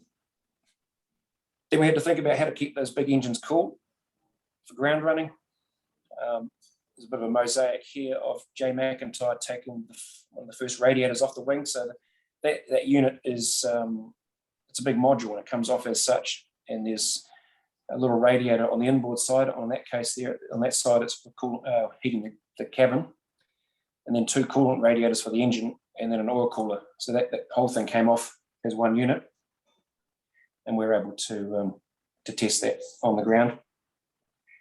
The bottom left there, we had to make some reasonably big adapters so that we could attach the engines to the radiators outside of the aircraft. And then we also use them to flush the coolant systems out. And then when we refilled them in the aircraft, they got corrosion inhibitor added to them. We put, in terms of the indicating side of when the airplane came apart, we don't know who, but the capillary instruments in the aircraft were cut to make it easier to take apart. But the minute you cut a capillary instrument, you can't use it again. So John had a whole bunch of instruments in storage, and the top two pictures there are an oil pressure gauge, and then around that drum there is the copper pipeline that connects the sender to the instrument. So you can't cut them, you can't kink them, you can bend them, but you've got to be careful how you do it. And on the bottom left there's Dean and Greg. So they are feeding the sender unit from that oil pressure gauge through the hole in the dashboard, and then Greg's bending it very carefully back through 180 degrees so it can go through a channel under the pilot's left arm. And then that sender unit will branch off and go out to the engines. And whatever's left over gets wrapped around a drum. There's a racetrack shaped drum on the aircraft. And I forget exactly which instrument it was, but it was twice the length of the aircraft. The boys, when we were unwinding it off the drum, they were almost out the hangar door.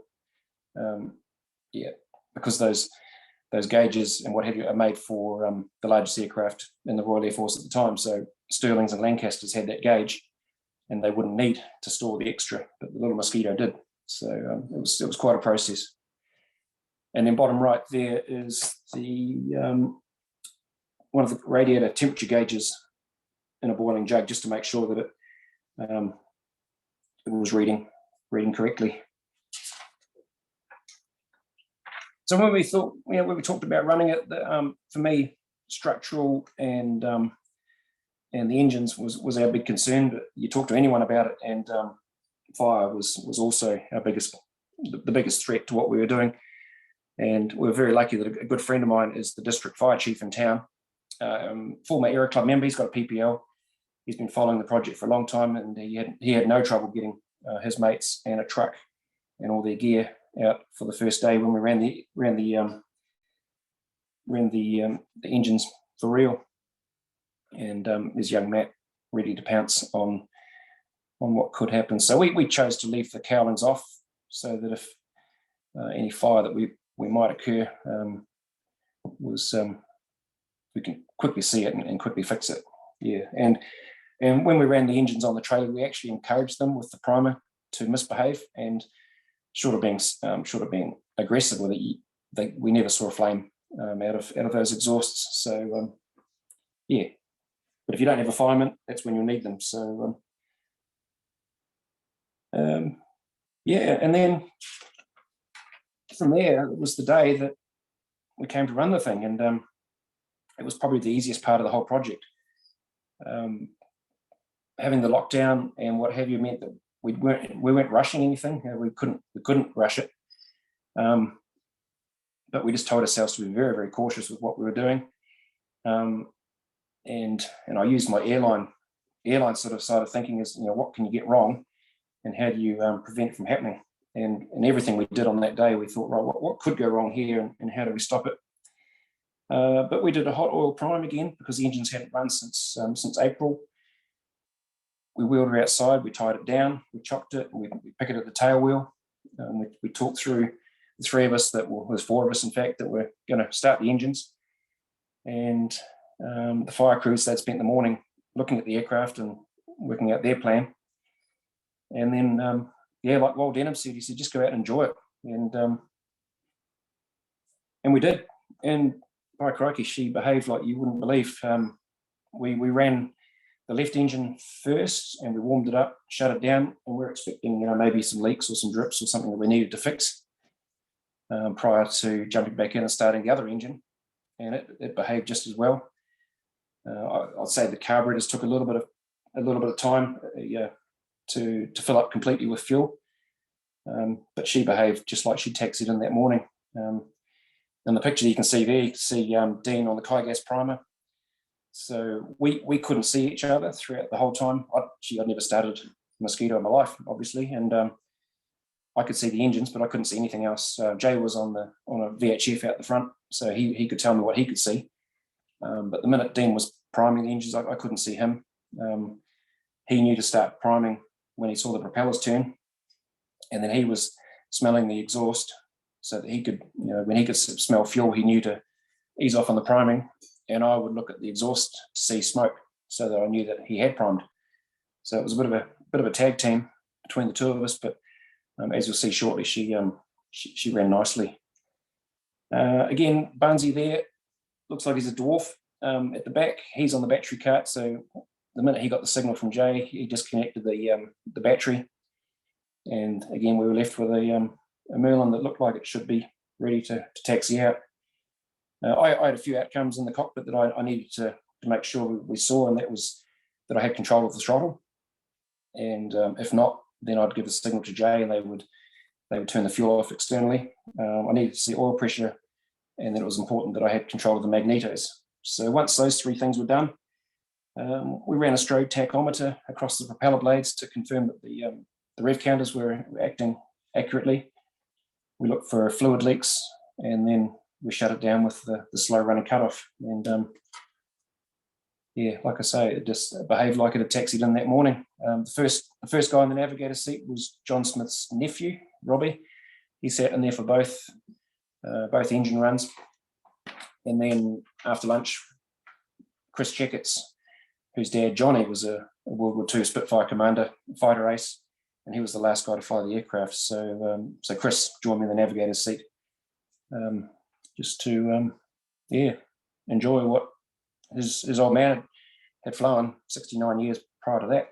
And it was a pretty cool day. And I was asked after we pushed the airplane away exactly what Graham Orphan said, what one word sums up the day, and I had to say that it was unexpected. We didn't expect her to behave just as well as she did, and yeah, we didn't embarrass ourselves, and we've got an airplane there that's sitting back in the museum with a smile on her face. So it's it's a pretty cool story. Yeah. So Dave, you've got a video there, and there's a couple of videos on YouTube now of this thing running. The AHC's video has just topped 2 million views since we posted it, and Gavin's views, if you were to, for a 3-minute 48 view of one of his engine runs, if you were to link them all together, it's about 85 years of engine running.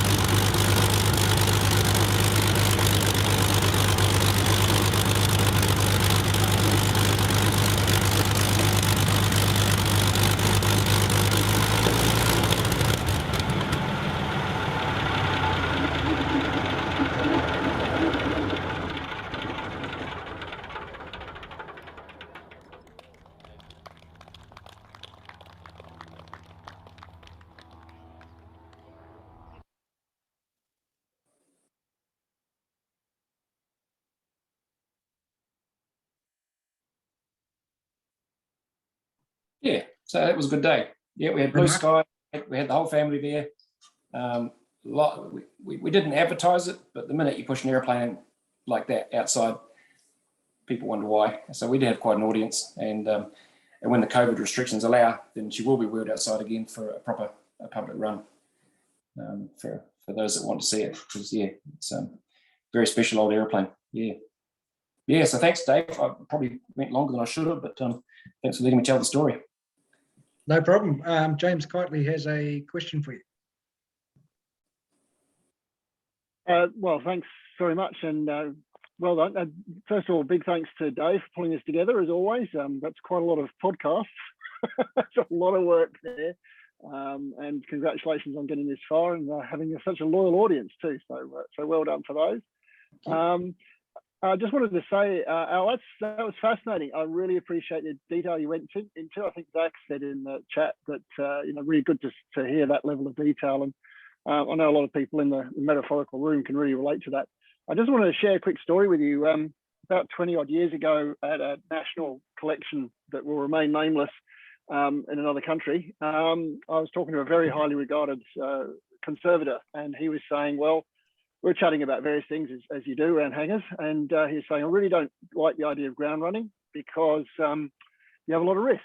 You have a risk of fire, first of all, and you have a risk of, we're talking about World War II aircraft. This would have been around 2000 or so, things going wrong. And I'd just like to say you kind of answered every one of his concerns. And I really appreciate you sharing the process with us on that, because when I first was reading online about what you were doing, I was kind of, well, that's interesting, but how are you addressing those questions? And that was absolutely comprehensive. I mean, I don't even have any questions about the process. So it's not a question, it's a feedback, which is really well done. And I will be in touch with that conservator and say, here's an interesting story you should hear. And I'm sure that they'll be really pleased to hear it. I did have one question proper though, which was about the colour scheme. Obviously, you were dealing with stripping off a protective coat, and then there was the post-war scheme that it was in, which was kind of still but vaguely visible, and you've gone back to a wartime style scheme.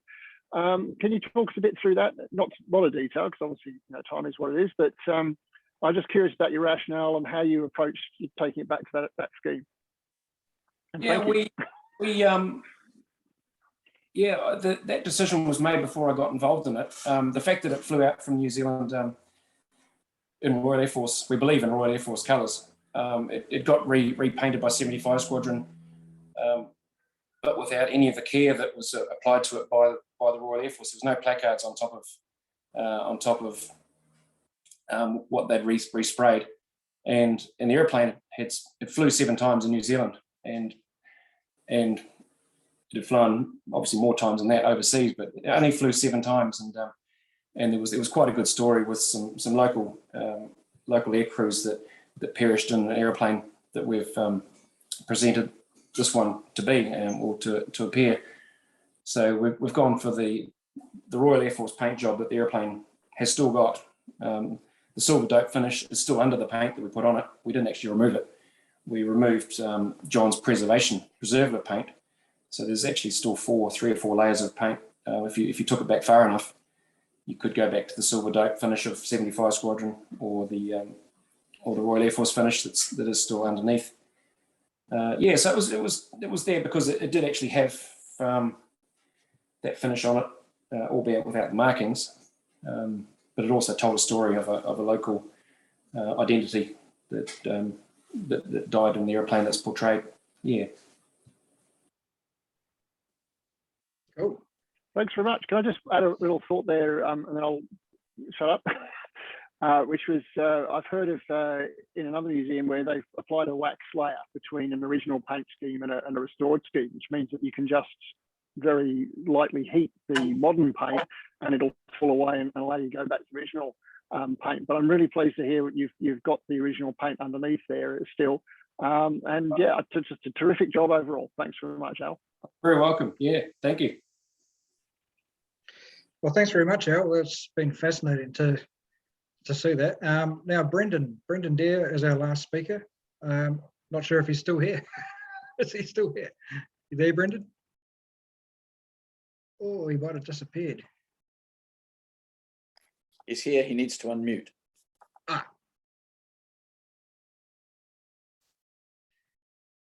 And as most of us know, Brendon is the proud owner of a Mustang project. It's also out of the John Smith collection.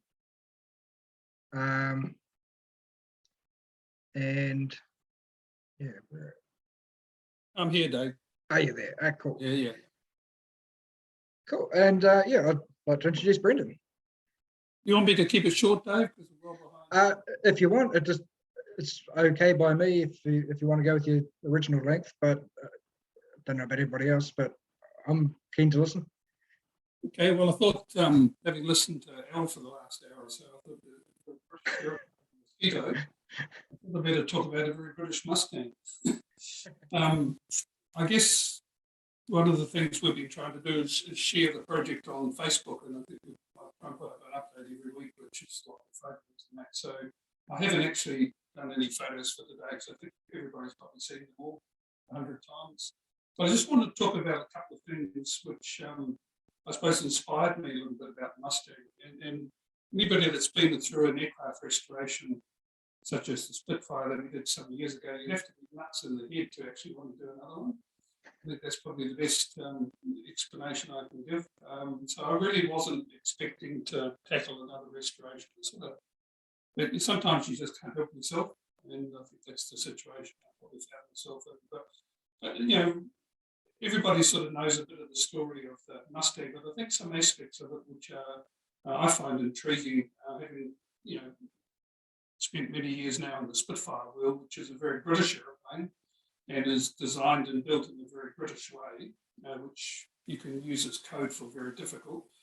But the Mustang, in fact, in itself is quite a British aeroplane. It's the most surprising thing, I suppose, that you learn as you go through the process.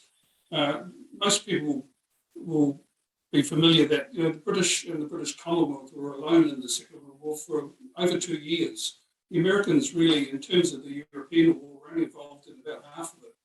The British and the Commonwealth were alone, and British aircraft industry at the time just couldn't produce the aircraft that were needed. Now, the Spitfire is a classic example. They might have ended up building 22,000 of them, but they built 22,000 handmade Spitfires. You know, it's a common thing that on a Spitfire, the engine cowls won't fit any other Spitfire. They're that hand-built. You compare that to a Mustang, which is completely interchangeable. So in that 2-year period before Pearl Harbor, the British had a group called the British Purchasing Commission. And one of the things they went out to do was to buy American aircraft. And one of the aircraft that the British had been buying, and very successfully, which Garth would have talked about, is the P-40. The British had used it very successfully in North Africa. And so they went to America to try and find somebody to build them for them. Curtis were too busy. And one of the companies they were dealing with that they were quite impressed with was a company called North American Aviation. And basically they went to North American Aviation and said, would you like to build P-40s for us?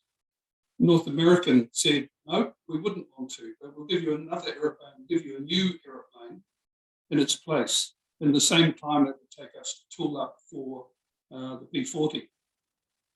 So basically, British had enough trust in North American to give them the time, which was about 120 days, to design a new airplane. And I think it was 113 or 117 days later, the prototype of the Mustang flew for the first time out of Mines Field, which of course is Los Angeles International Airport. Now, that's the first part of the British connection that I found interesting, was that the British were the reason the Mustang existed. The Americans didn't want it, weren't interested, and for a long time weren't particularly, even after they started producing them for the British, the Americans weren't particularly interested in it.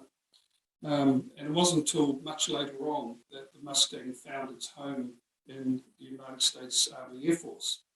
Now, the second thing that is not commonly known, you think a lot of the Mustangs were built in Dallas at a factory at Grand Prairie in Texas. So you think a name like Mustang, well, that all fits in rather nicely with Dallas and Texas and all that sort of stuff. But in fact, the British chose the name of the Mustang. The British Air Ministry gave it the name Mustang, which is another element of the British connection that is, I find interesting anyway. And the third connection to me is probably the not least known, but probably the least recognised part of the British contribution, was a test pilot that worked for Rolls-Royce by the name of Ronald Harker.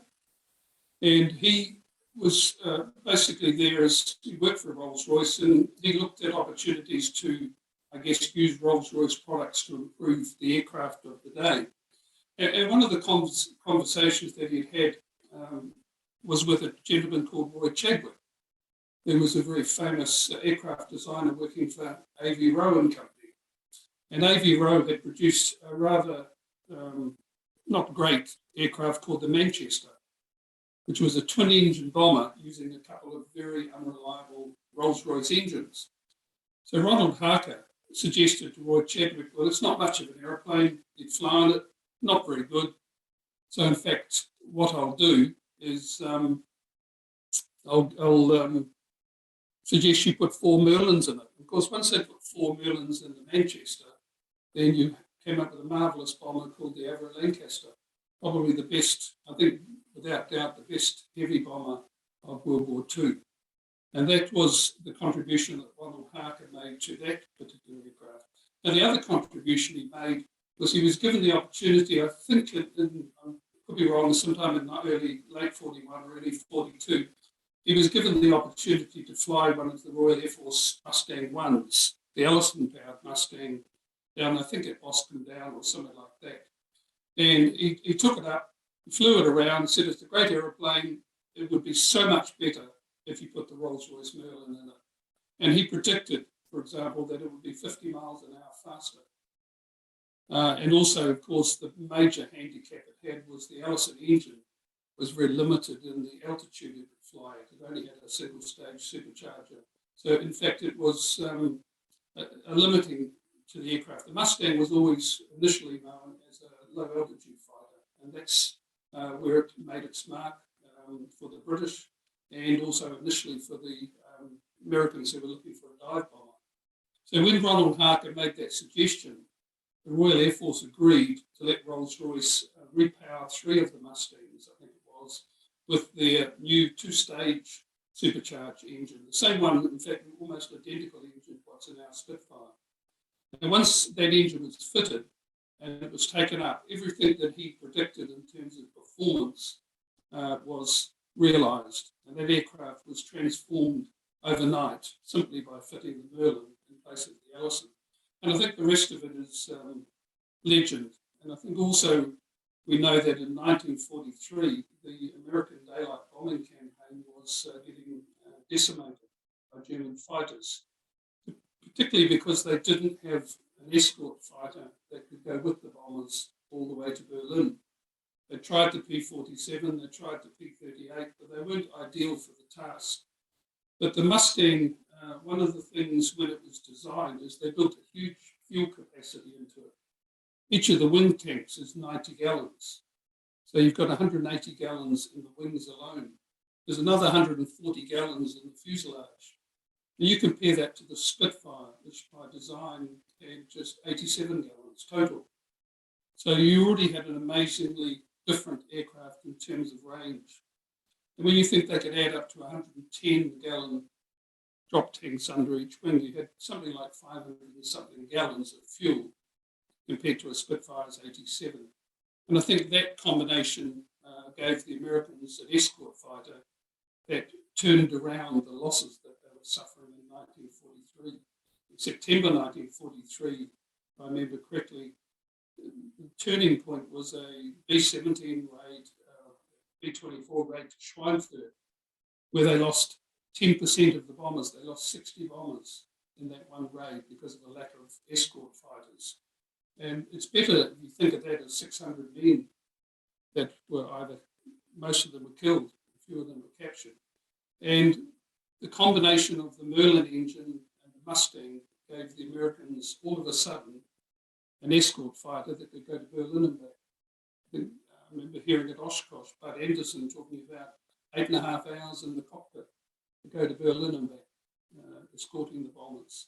So that combination of British naming, British engine, and British demand for the aircraft was really the true story, I think, behind the Mustang. And I think that's the part that's I always find intriguing. It's an American aircraft, but not really.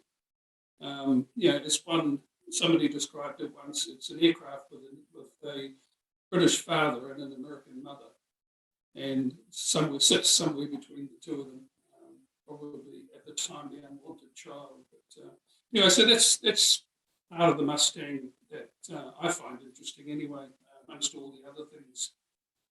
Just also learning a little bit about how they went about producing these aircraft, particularly once they started using the factory at Dallas, the procedures that they followed to produce aircraft.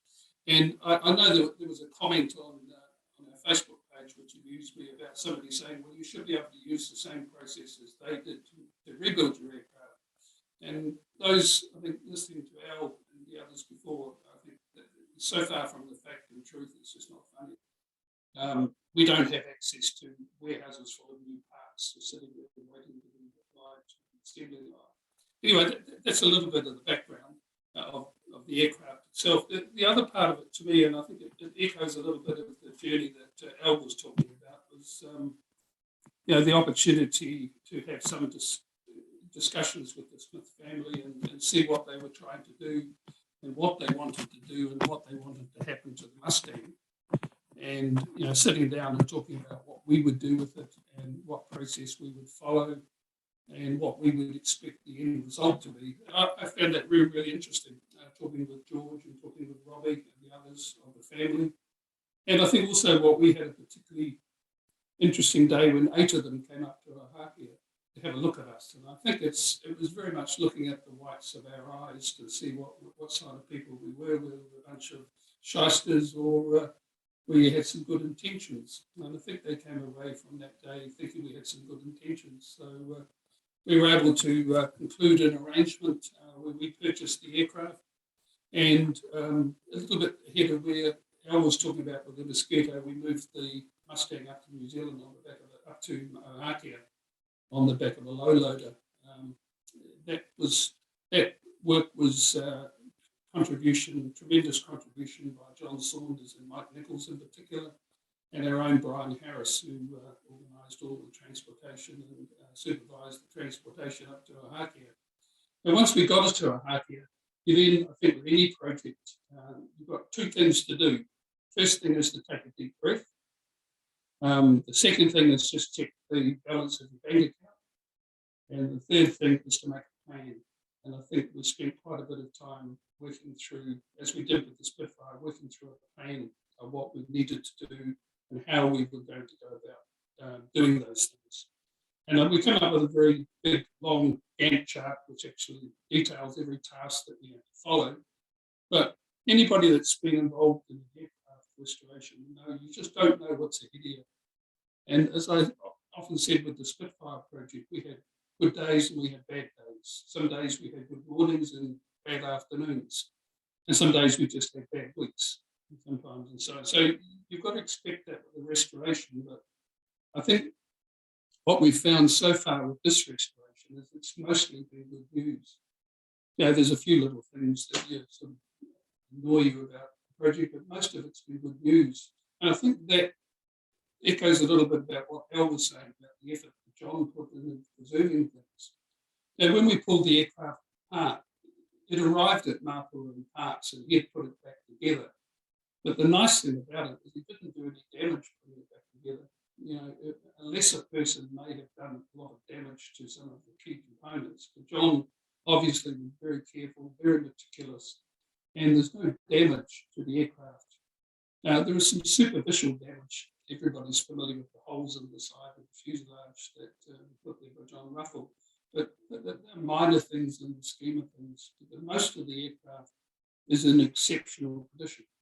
And so we started a project with a really, really good collection of bits that just so happened to have been assembled rather nicely together.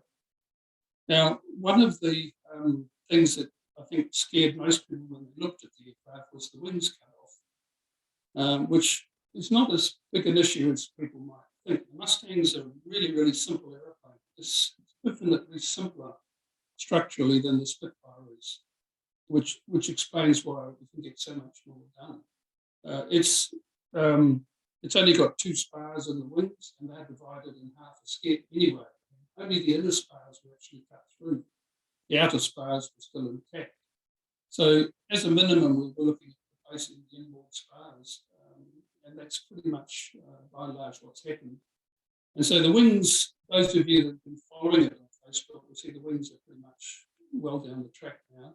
They've been joined back together now for some months, and we're expecting those wings to be finished sometime in 2022. The other parts, as we disassemble the aircraft, it's only then that you know what's wrong with it. And I think I was amused by Al talking about the rats. Well, because the same rats had been working the Mustang, and in fact, several generations of them had been at work. And we keep finding their legacy as we go along. We found one completely very dead rat down the back of the aircraft, but you can see where the rest of them have been. The horizontal surfaces of the main longerons were corroded by rat pee, is probably the best way to describe it. And even just last week, we were pulling out all of the ventilation tubes, and we found a little bit of evidence of where the rats had been in those as well. So we've gone to some trouble to sanitize and tidy all those up so the pilot doesn't smell them.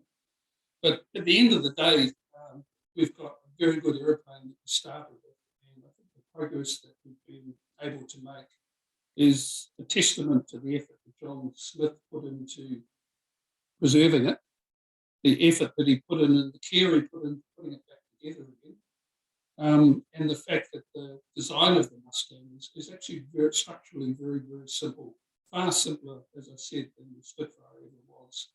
So we haven't had the same challenges. You know, it probably looks like we've done a lot of work, which we have, but we haven't had the really bad days. We haven't had the really bad weeks that we had with the Spitfire project. And I think the other side of it, which has caught me a little bit by surprise as well, is just how easy it is to get bits for Mustangs. Yeah, there's a whole industry in the US making Mustang parts because I guess every dentist and every cardiac surgeon in America wants a Mustang. So you just turn up with your money and you get one. So there's a whole industry around that. We found getting parts pretty easy, to be honest. It's a bit too easy in some ways. But there's some good companies out there like Pioneer Aeroservice and Cal Pacific Air Motor who are great helpers to us with the parts that they can provide. The other side of the project too is with the aircraft itself came pretty much a container load of stuff. Now that stuff we've really not quite finished cataloguing after a year. There's just so much stuff there, and we just some of it we're not quite sure what to do with it. Others we've already made good use of it. So there's probably the remnants. We have probably the remnants, or John collected the remnants, probably of around about 11 Mustangs. So we've got the bits from probably 11 or more of the 17 scrapped Mustangs that were scrapped at Woodburn. So the stages of the project, we divided the project into 4 key stages. The first of which was the wings, and we made an early decision. I made an early decision. I'm not sure my guys would agree with me, but I made an early decision to send the wings off to Overguards, and we've been very happy with the work that they've done and the ability to communicate and catch up with what's going on from a distance. And with one of the side effects of the pandemic, you just can't get on a plane and go and look at these things. So it's all got to be done remotely, and they're a great company to deal with remotely, and been very, very happy with the work that they've done for us and the speed at which they've been able to do it as well. The other part of the project was the propeller, which was one of those good news stories for us because we were a little unsure. The propeller was in a box, and we're not quite sure the history of it. But at the end of the day, we sent it off to Maxwell Aviation Service in Minneapolis, and they finished the overhaul of it a month or so ago. And that propeller is now ready to go again, sitting in its box. It's back at Overguards, and will come back with the wings in the container next year. So that's, and the third part of the project, a big part of this was the engine. And that was one of the really big unknowns. You know, we didn't know. We knew as we did the research that the engine was the original factory fitted engine. And as we determined from the RNZF records, it only had done 262 hours total service time since new. So it's an unusual situation where the original factory engine is in the aircraft, similar to what the Mosquito would be, I'm sure. So we decided vintage V12s in K.S. Sharp did the Spitfire engine for us, and we decided we'd send this one off to them as well. It's a Packard built Merlin, but essentially the same aircraft engine as our Spitfire engine. And I was just very pleased to be told this morning that vintage V12s have finished the overhaul. And that engine will go into the test running stand next week and will be run for the first time in 80 years or so in the week after the first week of the new year. So we're then hopeful that we'll have that engine on a ship, if we can find a ship, on a ship of some shape or form coming out to New Zealand early in the new year. So we should see that engine. I won't predict when, but we'll see it sometime, probably the best way to phrase it. And the wings, we expect sometime, maybe towards the end of the first quarter in 22, they should be in a position where they can be shipped back to us as well. So we're kind of hoping by the middle of 2022 to have all of the big bits back with us at Ohakia.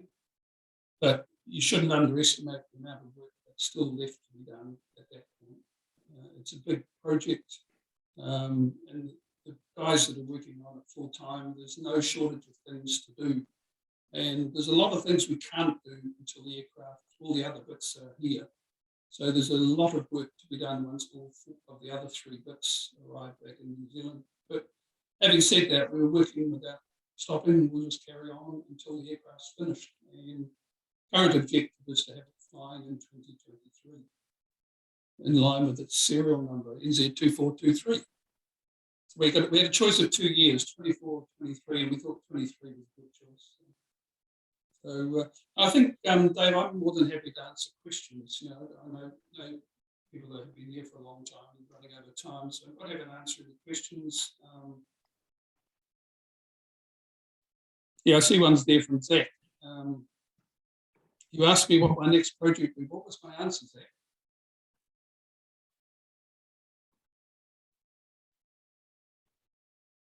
Oh, I never said. I probably hadn't asked my wife what my next project would be. Yeah, no, I don't know. It's one of those things. The opportunity arose, the opportunity to talk to the Smith family, which Bill Reid and John Saunders and Mike facilitated. The whole sequence of events happened quite quickly, and then you're sort of committed. No point buying an aircraft and then doing nothing with it. So yeah, that's my next project, the Mustang. Any other questions I can answer? Hi, Brendon. Will there be a book this time? Yeah, that's the plan, Philip. Yeah, I sort of can't help myself. I'll probably, yes, I will. I think that's the plan. I've made it actually started on it, to be honest. And one of the things that the Facebook posts do is just remind me of what we've done, because you know, you don't remember every little detail, but putting it up on the Facebook is a good record of what we're doing at any one time. And because I wrote the Spitfire book from memory, and we just sort of did a big brain dump for the year that followed that project. But I've tried to be a bit more methodical this time around and document things as I go along. So the Facebook posts serve 2 purposes, I guess. Yep. No other questions? Oh yes, I'll just respond to the ones that come up on the screen. Somebody's asking, are existing Mustang pilots touring over who will fly the aircraft? Well, the test flying of the Mustang is going to be done by Sean Perrott, who flies the Spitfire, and the Mustang will then be flown by one of the RNZF pilots. That's yet to be finalised, but we've got a bit of a plan around all of that. That's in conjunction with the operations of the heritage operations of the Air Force as well. So watch this space, but certainly Sean Perrott will be doing the test flying of it at Ohakia. Great. Any other questions? Not sure how you organise questions, Dave. I just see stuff pop up on my screen. Yeah, I can see them too, but I don't think there's any more questions. So thank you very much, Brendon. No problem. And thank you very much to all of the speakers and everybody who's turned up today. And